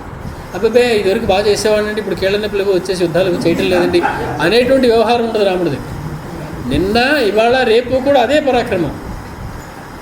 నేను పడుకుంటే 2 కాఫీలు తాగితే బాగా యుద్ధం చేయగలనండి, ఇప్పుడు ఏమి సరిగా తిండి పడలేదు అందుకే చేయలేను అన్నాడు రామచంద్రమూర్తి. సర్వకాల సర్వావస్థల్లోనూ ఒకేలా ఉండే పరాక్రమం రామచంద్రమూర్తి. మామూలుగా పరాక్రమం అనేది లేచి ఉన్నప్పుడే ఉంటుంది, పడుకున్నప్పుడు ఎవరికైనా ఉంటుందండి? సీతాదేవి చెప్తుంది రామచంద్రమూర్తికి, సుఖసుప్త పరంతప. పరంతప అని విశేషం శత్రుంజయుడు అని అర్థం. హాయిగా నిద్రిస్తున్నాడండి శత్రుంజయుడు అన్నాడు. అంటే పడుకున్నప్పటికీ కూడా ఆయన యొక్క పరాక్రమం ఆ ముఖంలో ఏమాత్రము తగ్గలేదు. అందుకని సీతమ్మ సుఖసుప్త పరంతప అనేటువంటి మాట వాడింది కాకాసుర వృత్తాంతం చెప్పినప్పుడు ఆంజనేయ స్వామితో. కాబట్టి సత్య పరాక్రమ సర్వకాల సర్వావస్థల్లోనూ ఉండే పరాక్రమం. అమోఘము అనేటువంటి అర్థం ఉంది. సత్యం అనేటువంటి అమోఘము అంటే వ్యర్థము కానిది. రామచంద్రుని యొక్క పరాక్రమం వ్యర్థము కానిది. 12 బాణాలు వేస్తానండి, ఒకటైనా తగులుతుందండి అన్నాడు రామచంద్రమూర్తి. వేసిన ప్రతి బాణము లక్ష్యాన్ని తాకి తీరుతుంది, అది వ్యర్థం అవ్వదు. వ్యర్థమయ్యే బాణాలు ఉండవు. రామచంద్రుడు బాణం వేస్తే 11 వేశారండి, 10 అటు ఇటు తగలేదు. 12వ మాత్రం చెవికి దాటి వెళ్ళిపోయిందండి, కొంచెం తగిలి తగలనట్టుగా ఇలా వ్యవహారం ఉండదు. అమోఘమైనటువంటి బాణం. ఆయన యొక్క సంకల్పాన్ని బట్టి ఆ బాణం ఆ కార్యం చేసి తీరుతుంది. కాబట్టి ఆయన సత్య పరాక్రమ. అంతేకాదండి, ఇంకా చాలా అర్థాలు చెప్పారు. సత్యేన పరాన్ లోకాన్ జయతే ఇది సత్య పరాక్రమ. పరలోకములన్నిటినీ తన సత్యంతో జయిస్తారట రామచంద్రమూర్తి. జటాయువు మరణించినప్పుడు రామచంద్రమూర్తి దానికి మోక్షం ఇచ్చారు. మోక్షం ఇచ్చారంటే మోక్షం అన్న మాట వాడకూడదు. గచ్చ లోకాన్ అనుత్తమాన్. ఏ లోకముల కంటే ఉత్తమమైనటువంటి లోకాలు ఇంకా లేవో అటువంటి ఉత్తమమైనటువంటి లోకాలకు వెళ్ళరు అని ఆజ్ఞ ఇచ్చి పంపించారు జటాయువు. ఆ లోకాలకి పంపించేటువంటి శక్తి ఈయన ఎక్కడొచ్చింది? మామూలుగా ఈయనున్న లోకం మానవ లోకం, దాని మీద ఆయనకి ఏదో ఆధిపత్యం ఉంటే ఉండొచ్చు. పరలోకాల్లో ఆధిపత్యం ఎలా సంపాదించాడు ఈయన అంటే సత్యేన తన సత్యంతో పరలోకాలని కూడా ఆక్రమించేటువంటి స్వభావం కలిగినటువంటి వాడు సత్య పరాక్రమ. సత్యం అనేటువంటి మాటకి వేదంలో నీరు అని అర్థం ఉంది. ఆశ్చర్యం. సత్యం ఆపహ అంటుంది వేదం. సత్య పరాక్రమ అంటే నీటిలో కూడా పరాక్రమం చూపించేటువంటి వాడు. ఎప్పుడు చూపించాడు? మత్స్యావతారంగా చూపించాడు, ఒక కూర్మావతారంగా చూపించాడు, నీటిలో కూడా పరాక్రమాన్ని చూపించాడు. రామావతారంలో కూడా పరాక్రమాన్ని చూపించాడు. సముద్రుడి దగ్గరికి వెళ్ళి నుంచునేటప్పటికి సముద్రుడు గడగడలాడిపోయాడు. కాబట్టి సత్య పరాక్రమ అంటే నీటిలో కూడా పరాక్రమం చూపించేటువంటి వాడు అతడు సత్య పరాక్రముడు. అంటే సతి ప్లస్ అపరాక్రమ సత్య పరాక్రమ అని విడదీశాడు. సతి అంటే సత్పురుషుని యందు, మంచివాని యందు, అపరాక్రమ ఏమీ పరాక్రమం లేనివాడు. అంటే మంచివాడి దగ్గర తన పరాక్రమాన్ని చూపించడు, కేవలం దయ చూపిస్తాడు, ప్రేమ చూపిస్తాడు. కాబట్టి సత్పురుషుని యందు పరాక్రమం కాకుండా కేవలం ప్రేమను చూపించేవాడు సత్య పరాక్రమ. ఈ రకంగా రామచంద్రమూర్తి సత్యపరాక్రముడు అనేటువంటి విషయం ఆనాడు విశ్వామిత్రుడికి తెలిసింది బాలకాండలో.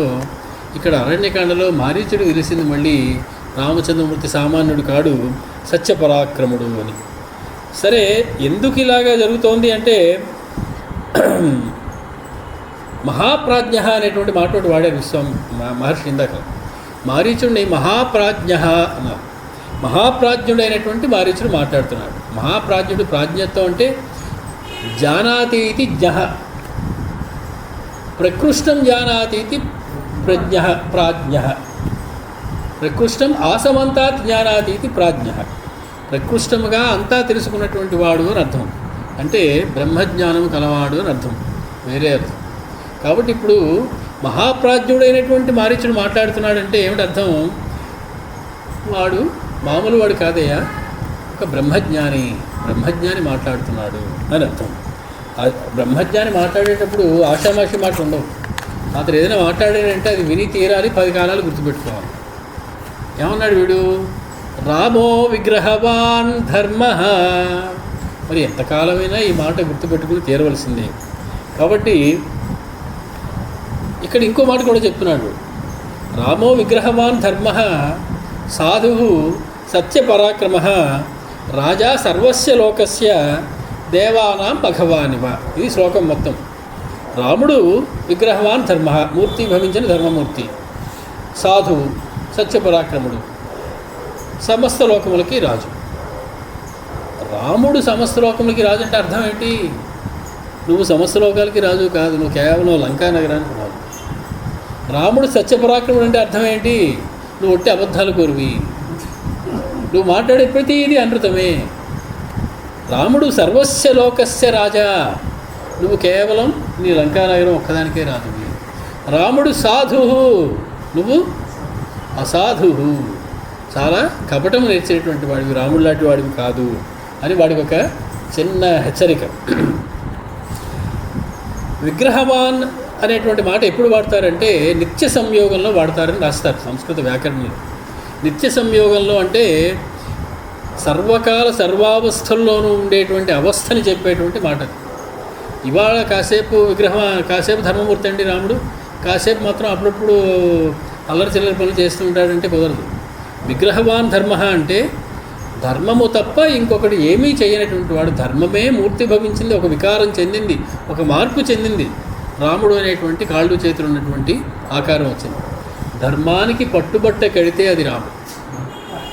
పట్టుబట్ట కడితే కాలితో నడిచేటువంటి ధర్మానికి మరొక పేరు రామచంద్రమూర్తి.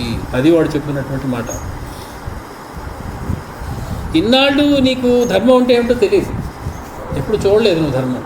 ఇవాళ నేను చూపిస్తాను ధర్మం ఎలా ఉంటుంది.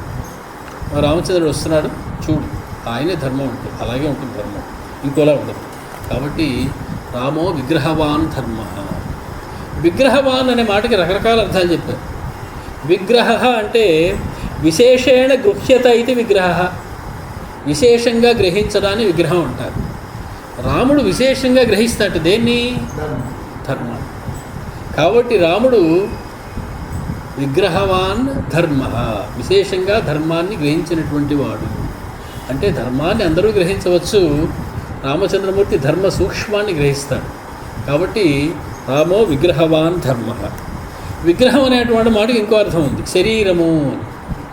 రామో విగ్రహవాన్ ధర్మ అంటే రాముడు శరీరం అంతా కూడా ధర్మమయము, ధర్మమే మూర్తి భవించినటువంటి విగ్రహం అయింది. ధర్మమే విగ్రహం కాదు, ధర్మము కొరకే ఆయన విగ్రహం ఉన్నది. కాబట్టి అది కూడా ధర్మ విగ్రహమే. కాబట్టి అటువంటి విగ్రహవాన్ ధర్మ అయినటువంటి రామచంద్రమూర్తి గురించి నీకేమి తెలియదురా అబ్బాయి అని చెప్తున్నాడు. విగ్రహం అనేటువంటి వాడికి ఇంకో అర్థం ఉంది.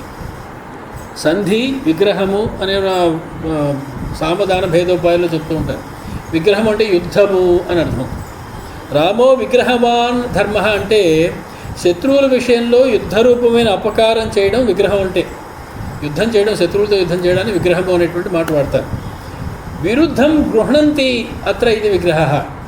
శత్రువుని ఒకడిని శత్రువుగా స్వీకరించడానికి పేరు విగ్రహం, వాడిని పరుడుగా గుర్తించడం విగ్రహం అనేటువంటి మాటకి అర్థం.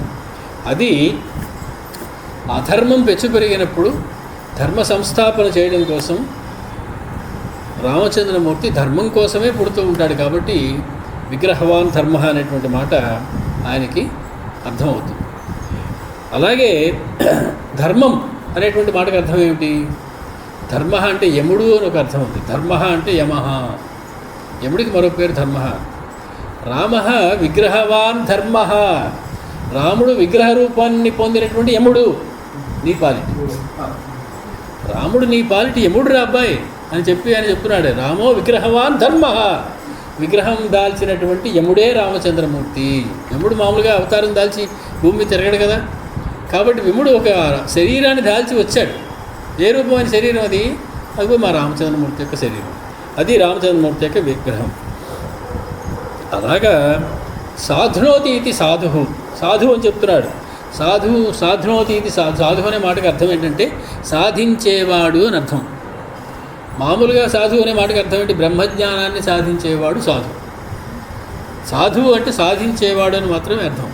కాబట్టి ఇక్కడ రాముడు సాధువు అంటే తలుచుకుంటే ఆయన ఏది కావాలనుకుంటే దాన్ని సాధించగలడు, సంపాదించగలడు. కాబట్టి ఆయన రాముడు సాధువు. సాధువు అంటే సజ్జనుడు అనేటువంటి అర్థం చెప్తుంది నిఘంటు. సజ్జనుడు అంటే అర్థం ఏంటి? సత్ జనుడు, సజ్జనుడు.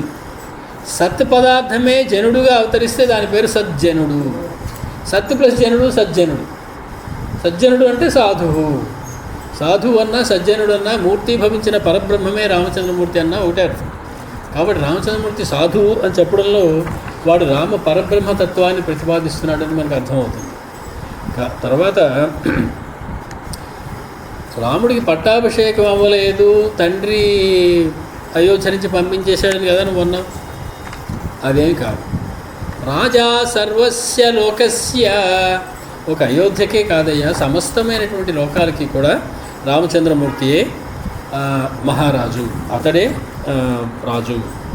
కథం త్వం తస్య వైదేహీం రక్షితాం స్వేన తేజసా ఇచ్ఛసి ప్రసవం హర్తుం ప్రభామివ వివస్వతః.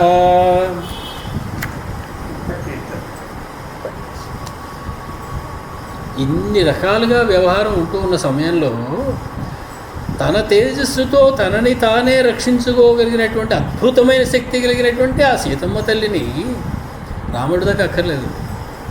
నేను చెప్పాను రాముడు గొప్పదనాలన్నీ ఇంతవరకు ఇబ్బంది పక్కన పెట్టి తన తేజస్సుతో తనని తాను రక్షించుకునే సామర్థ్యం కలిగిన సీతమ్మ తల్లిని నువ్వు ఎలా దొంగలించి తెద్దాం అనుకుంటున్నావురా? ఎలా కుదురుతుంది ఆ వ్యవహారం అసలు? శరార్చిషమనాదృశ్యం చాపఖడ్గేంధనం రణే రామాగ్నిం సహసాదీప్తం న ప్రవేశం త్వమర్హసి. రాముడి గురించి దగ్గరికి వెళ్ళడానికి కూడా ప్రయత్నం చేయకు. ఎందుకంటే రామాగ్ని అతడు. రామా శబ్దంలోని రకారం రేఫ అగ్నిబీజం. కాబట్టి రాముడు అనేటువంటి అగ్ని దగ్గరికి నువ్వు వెళ్ళడానికి ప్రయత్నించు. ఎందుకంటే అది బాణాలు అనేటువంటి అగ్ని జ్వాలల్ని కురిపిస్తూ ఉంటుంది. బాణాములు అనేటువంటి జ్వాలలు కలిగి, అలాగే చాపము ఖడ్గము అనేటువంటి ఇంధనాన్ని కలిగినటువంటి రాముడు అనేటువంటి అగ్ని దగ్గరికి, జ్వలజ్వల వెలుగుతున్నటువంటి జాజ్వల్యమానంగా వెలుగుతున్నటువంటి రాముడు అనేటువంటి అగ్ని దగ్గరికి, అగ్ని లోపలికి ప్రవేశించేద్దామని ప్రయత్నం చేయదు. అగ్ని లోపలికి ప్రవేశిస్తే ఏమవుతుందో నీకు తెలుసు. ధనుర్వ్యాధిత దీప్తాస్యం శరార్చిషమర్షణం చాపపాశధరం వీరం శత్రు సైన్య ప్రహారిణం. రాముడు ధనుర్వ్యాధిత దీప్తాస్యం, ధనుస్సుని ఎక్కుపడితే ఎలా ఉంటుంది అంటే యమధర్మరాజు అని నోరు తెరిచినప్పుడు ఉంటుంది. రామచంద్రమూర్తి ధనుస్సుని ఎక్కుపెడితే ఇంకా అందులోకి వెళ్ళిపోవడమే తప్ప ఇంకా బయటకు వచ్చేటువంటి ప్రసక్తి లేదు. వ్యాపిత దీప్తాస్యం శరార్చిషం, శరములు అనేటువంటి అర్చిష్యులు, అగ్నిహోత్రములు వస్తూ ఉంటాయి అందులోంచి. చాప పాశధరం, రాముడి చేతిలో ఒక పాశం ఉంటుంది. ఏమిటా పాశం అంటే చాపం.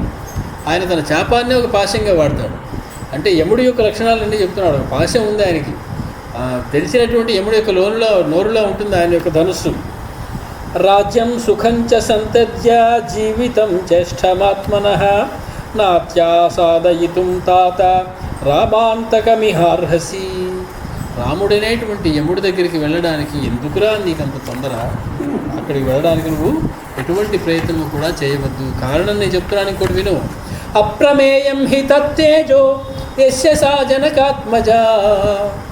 ఎవరికైతే సీతమ్మ తల్లి ఉంటుందో పక్కన, అతని యొక్క తేజస్సు అప్రమేయము.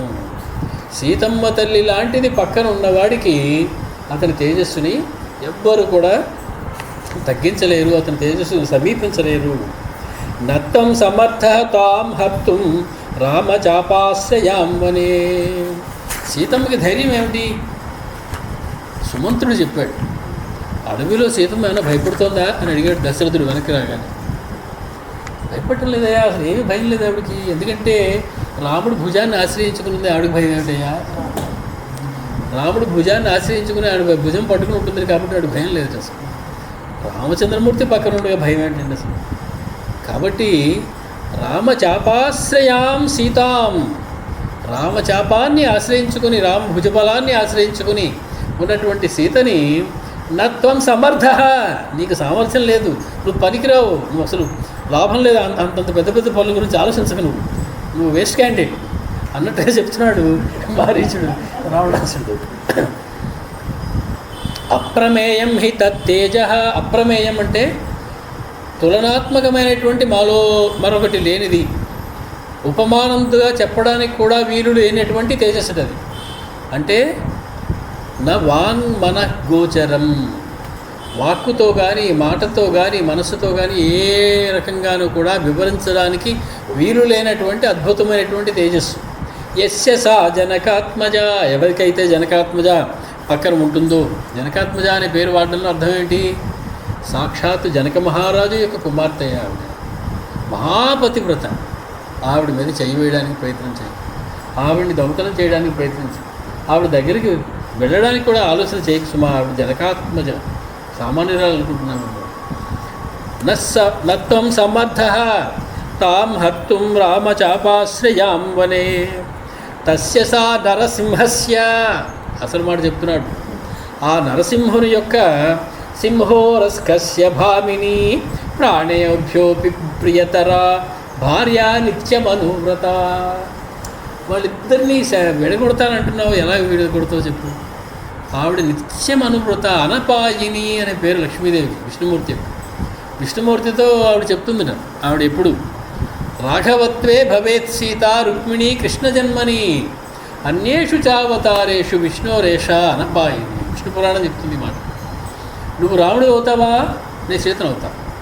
నువ్వు కృష్ణుడు అవుతావా, నేను రుక్మిణి అవుతా. నువ్వు ఏ అవతారం ఎత్తినా ఆ అవతారంలో నీ వెనకాలే నేను వస్తా. అనపాయిని విడదీయడానికి వీలు లేనటువంటిది. వీడికి తెలిసిపోయింది ఆ విషయం. అనపాయిని అయ్యా ఆవిడని రాముడి నుంచి విడదీయడం ఎవరి వల్ల కాదు. అద్భుతమైన మాట వాడాడు.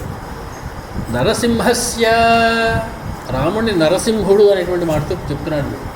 అంటే నరసింహావతారం ఇదివరకు ఎత్తినటువంటి పరబ్రహ్మం ఎవడో వాడే ఇప్పుడు రాముడిగా వచ్చాడే బాబు. నాకు తెలిసే ఆ విషయం కూడా. నరులలో సింహం, నరశ్రేష్ఠుడు అనేటువంటి అర్థం.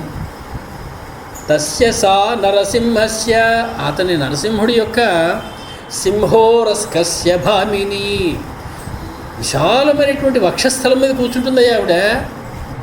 అంటే విష్ణు వక్షస్థల స్థిత అయినటువంటి లక్ష్మీదేవే సాక్షాత్ సీతాదేవి అని అర్థమైపోయింది. ఆ సింహోరస్కస్య భామిని ప్రాణేభ్యోపి ప్రియతర, ప్రాణం కంటే ఆవిడే ఇష్టమయ్యా ఆయనకి. ప్రాణాల కంటే కూడా సీతమ్మ అంటేనే ఎక్కువ ఇష్టం రామచంద్రమూర్తి. అంత జాగ్రత్తగా అంత పక్కనే ఉంచుకుంటారు ఆయన. భార్య, ఆయన యొక్క భార్య ఆవిడ. ఈవిడికి ఆయన భర్త అవుతారు. భార్యాభర్తల సంబంధం విడదీయరాని సంబంధం. నిత్యం అనువ్రత, నిత్యం అనువ్రతగా ఉంటుంది. ఆయన చెప్పినట్టే నడుచుకుంటూ ఆయన పక్కనే ఉంటుంది. హిరణ్యకశిపుడు దగ్గర నుంచి నీలాంటి మాటలు మాట్లాడిన వాళ్ళందరికీ ఏ శిక్ష విధించాలో తెలిసినటువంటి వాడు అప్పుడు నరసింహుడే వచ్చాడు హిరణ్యకశిపుడి కోసం. ఇప్పుడు నీ కోసం రాముడే వచ్చాడు ఆ విషయం నాకు తెలుసు. అది వాడు నరసింహ అనేటువంటి మాట వాడడంలోనే అర్థం. అంత ఆలోచన వాడు. నసాధర్షయితుం శక్య, నువ్వు ఆవిడ భయపట్టలేవు. మైథిల్యోజస్విన ప్రియా దీప్తస్యేవ హుతాసరస్య శిఖా సీతా సుమధ్యమా. సుమధ్యమా అనేటువంటి సీత అంటే చక్కని అందమైనటువంటి రూపం కలిగినటువంటి ఆ సీతాదేవి. రాముడు అగ్ని అని చెప్పాడు ఇందాకలా. ఆ అగ్ని యొక్క ఒక శిఖ, అగ్నిశిఖ సీతాదేవి. కాబట్టి అగ్నిశిఖ మీద చేయి వేయడానికి ప్రయత్నం చేయకు. కిముద్యమమిమం వద్యర్థం కృత్వా తే రాక్షసాధిపా దృష్టశ్చేత్వం రణేతేన తదంతం తవ జీవితం. అయినా నాకు తెలియక అడుగుతాను, ఇటువంటి వ్యర్థమైన పనులు చేయాలని జీవితంలో నీకు ఎందుకు అనిపిస్తుందిరా అబ్బాయి? ఎప్పుడు అలాంటి వ్యర్థమైన పనులు చేయకు. ఇటువంటి వ్యర్థ పనులు చేసి ఎంత దాకా చేస్తావో నాకు తెలుసు. ఆ రామచంద్రమూర్తికి నువ్వు కంటపడేదాకానే.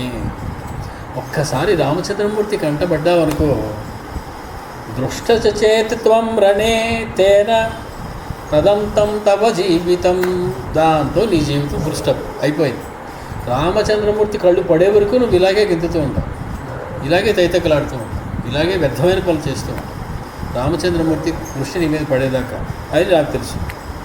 జీవితంచ సుఖంచైవ రాజ్యంచైవ సుదుర్లభం యదీచ్ఛసి చిరం భోక్తుం మా కృథా రామ విప్రియం. రాముడికి హాని చేయడానికి మాత్రం ప్రయత్నం చేయి. ఎప్పుడు చేయకు రాముడికి హాని. నీకు జీవితం మీద ప్రేమ ఉంటే, ఇంకా సుఖాలు పొందాలని ముఖ్యమైన కోరిక ఉంటే, ఇంకా ఈ రాజ్యం ఏలుకోవాలని ఒక్కరోజైనా ఇంకొక రోజు ఏలుకుంటే బాగుండని నీకు అనిపిస్తే చాలా కాలం బతుకుతావు నువ్వు. రాముడికి విప్రియం మాత్రం చేయకుండా ఉంటే, రాముడికి విప్రియం చేసిన రోజునే ఆయన కంటపడగానే నీ జీవితం అయిపోతుంది. సర్వై సశివై సార్థం భీషణ పురోగమై మంత్రయిత్వా తు ధర్మిష్టై కృత్వా నిశ్చయమాత్మనః దోషాణాంచ గుణానాంచ సంప్రధార్య బలాబలం ఆత్మనశ్చ బలం జ్ఞాత్వా రాఘవస్య చ తత్వతః హితాహితం వినిశ్చిత్య క్షమం త్వం కర్తుమర్హసి. ఓ పంచి మనకి వెళ్ళిపో. మంత్రులందరినీ కేకే మళ్ళీ ఒక సమావేశం పెట్టు. విభీషణుని పిలువు, విభీషణుని కూర్చోబెట్టు. అందరూ ఆలోచించండి ఏం చేస్తే బాగుంటుంది. రాముడి యొక్క బలం ఏమిటో నేను చెప్పాను, అకంపనుడు చెప్పాడు, శూర్పణఖ చెప్పింది రాముడి యొక్క బలం ఎటువంటిదో. మీ బలం అంతా ఒక పక్క పెట్టి రాముడి బలం ఒక పక్క పెట్టి మళ్ళీ బేరీ వేసుకుని ఏది హితమో ఏది అహితమో ఆలోచించమని. అప్పుడు నీకే తెలుస్తుంది మాట్లాడకుండా నా పని నేను చేసుకుంటే మంచిది, రాముడి జోలికి వెళ్ళకుండా. కాబట్టి నువ్వు వెళ్ళి ఆ పని చేసుకో, వెళ్ళి. అహంతు మన్యే తవన క్షమం రణే సమాగమం కోసల రాజసూనునా ఇదం హి భూయ శృణువాక్యముత్తమం క్షమంచ యుక్తంచ నిశాచరేశ్వర. రామచంద్రమూర్తి యొక్క పరాక్రమం గురించి నాకంటే తెలిసినవాడు ఎవ్వడూ లేడు. నేను చెబుతున్నా, రామచంద్రమూర్తి పరాక్రమం ముందు నీ పరాక్రమం ఏమీ పనికిరాదు. కాబట్టి నువ్వు నా మాట విని వెనక్కి వెళ్ళు. నువ్వు క్షమంచయుక్తం, నువ్వు ఓర్పుగా ఏదో రాముడికి కంటపడకుండా ఆ కాలక్షేపం చేసుకుని జీవితం వెళ్ళగొట్టేసుకుంటే బాగుంటుంది తప్ప రాముడి దగ్గరికి వెళ్తాను, రాముడి వ్యవహారం చూస్తాననేటువంటి మాట మాత్రం చెప్పు. కదాచిత్ అహం వీర్యాత్ పర్యటన్ పృథివీమిమాం బలం నాగ సహస్రస్య ధారయన్ పర్వతోపమః. ఏదో ఒక్కసారి రాముడి చేతిలో దెబ్బతిని మరీ అంతగా భట్రాజుల రాముడు పొగుడుతావేంటి అనుకోకు. నేను రాముడి చేతిలో 2 సార్లు బాణం దెబ్బ తిన్నాను. మొదటిసారి విశ్వామిత్ర యాగం దగ్గర మానవాస్త్రంతో రామచంద్రమూర్తి బాణం వేశాడు, కొట్టాడు, దెబ్బతిన్నాడు, పడిపోయిన 100 యోజనాల దూరంలో ఎక్కడో కన్యాకుమారికి అవతల పడ్డాడు. అక్కడ కొడితే అయోధ్య సమీపంలో కొడితే కన్యాకుమారికి అవతల ఎక్కడో పడ్డాడు. ఈ సముద్రాలు 3 సముద్రాలు కలిసేటువంటి ప్రాంతంలో పడ్డాడని రాశాడు వాల్మీకి మహర్షి. అంటే మనకి బహుశా కన్యాకుమారి ప్రాంతం. మళ్ళీ 1000 ఏనుగుల బలం కలిగిన వాడై ఒక లేడీ ఆకారం ధరించి ఇంకో 2 అనుచరులు పిలిచి వాళ్ళని కూడా లేడీ ఆకారాన్ని ధరింపజేసి 3 మళ్ళీ అలా తిరుగుతూ ఉంటే వనంలో మునుల్ని చంపుకుంటూ సీతారామ లక్ష్మణుల దర్శనం అయింది వాడికి. ఈసారి రామచంద్రమూర్తిని వదలకూడదు అనుకున్నట్టు తన కొమ్ములతోటి, వాడివైన కొమ్ములతోటి రామచంద్రమూర్తిని గుచ్చి చంపేద్దాం అనుకున్నాడు. ఎందుకని? ఇదివరకంటే రామచంద్రమూర్తి విల్లంబులు ధరించి రాజకుమారుల్లో ఉన్నాడు. ఇప్పుడు ఎండిపోయి జుట్టు పెరిగిపోయి తాపసి వేషంలో చీర కృష్ణాజినాంబరాలు ధరించి జటావల్కల ధారణుడై ఉన్నాడు. ఇప్పుడు ఇదివరకంత యుద్ధం చేసేటువంటి కోరికలు ఏమి ఉండవు. ఎప్పుడు సత్యంగా ధర్మంగా ఉంటాడు. మనం ఏమన్నా 1-2 దెబ్బలాట పెట్టుకున్నా కూడా మన ఏమనడు. ఎందుకంటే ఇప్పుడు ఋషి రూపంలో ఉన్నటువంటి వాళ్ళు కోపం ప్రదర్శించకూడదు కదా. దాన్ని ఆసరాగా చేసుకుని రాముడిని మనం సంహరించవచ్చు అనుకుని రామచంద్రమూర్తికి ఇంకా కనపడలే, దగ్గరలోకి వస్తున్నట్ట. చూడగానే రామచంద్రమూర్తి ఒక 3 బాణాలు వేశారు బాణం మీద. ఒకేసారి 3 బాణాలు వేశారు. వేస్తే తక్కిన వాళ్ళిద్దరూ తప్పించుకోలేకపోయారు, బాణాలు తగిలేసే పడిపోయారు. వీడు తప్పించుకోవడానికి ప్రయత్నిస్తే కొంచెం ఒక భాగానికి బాణం తగిలి వీడు మళ్ళీ ఒక 100 యోజనాల దూరంలో పడ్డాడు. అప్పుడు కూడా బతికిపోయాడు. రాముని యొక్క పరాక్రమం నాకు తెలుసు. ఈ 3వసారి జరిగిన వృత్తాంతాన్ని వాడు తర్వాత సరుకుల్లో చెప్తాడు. అందులో మొదటి శ్లోకాన్ని మనం చదివాం. కాబట్టి మొత్తం 5 సరుకులు అవుతాయనుకున్నాను, 3 సరుకులు ముగించగలిగాం.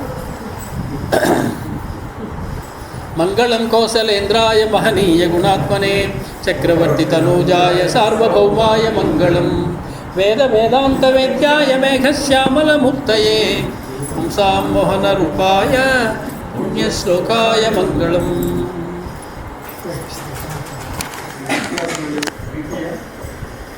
వీక్లీ గుణాలు పెట్టుకోవచ్చు, తప్పేం లేదు.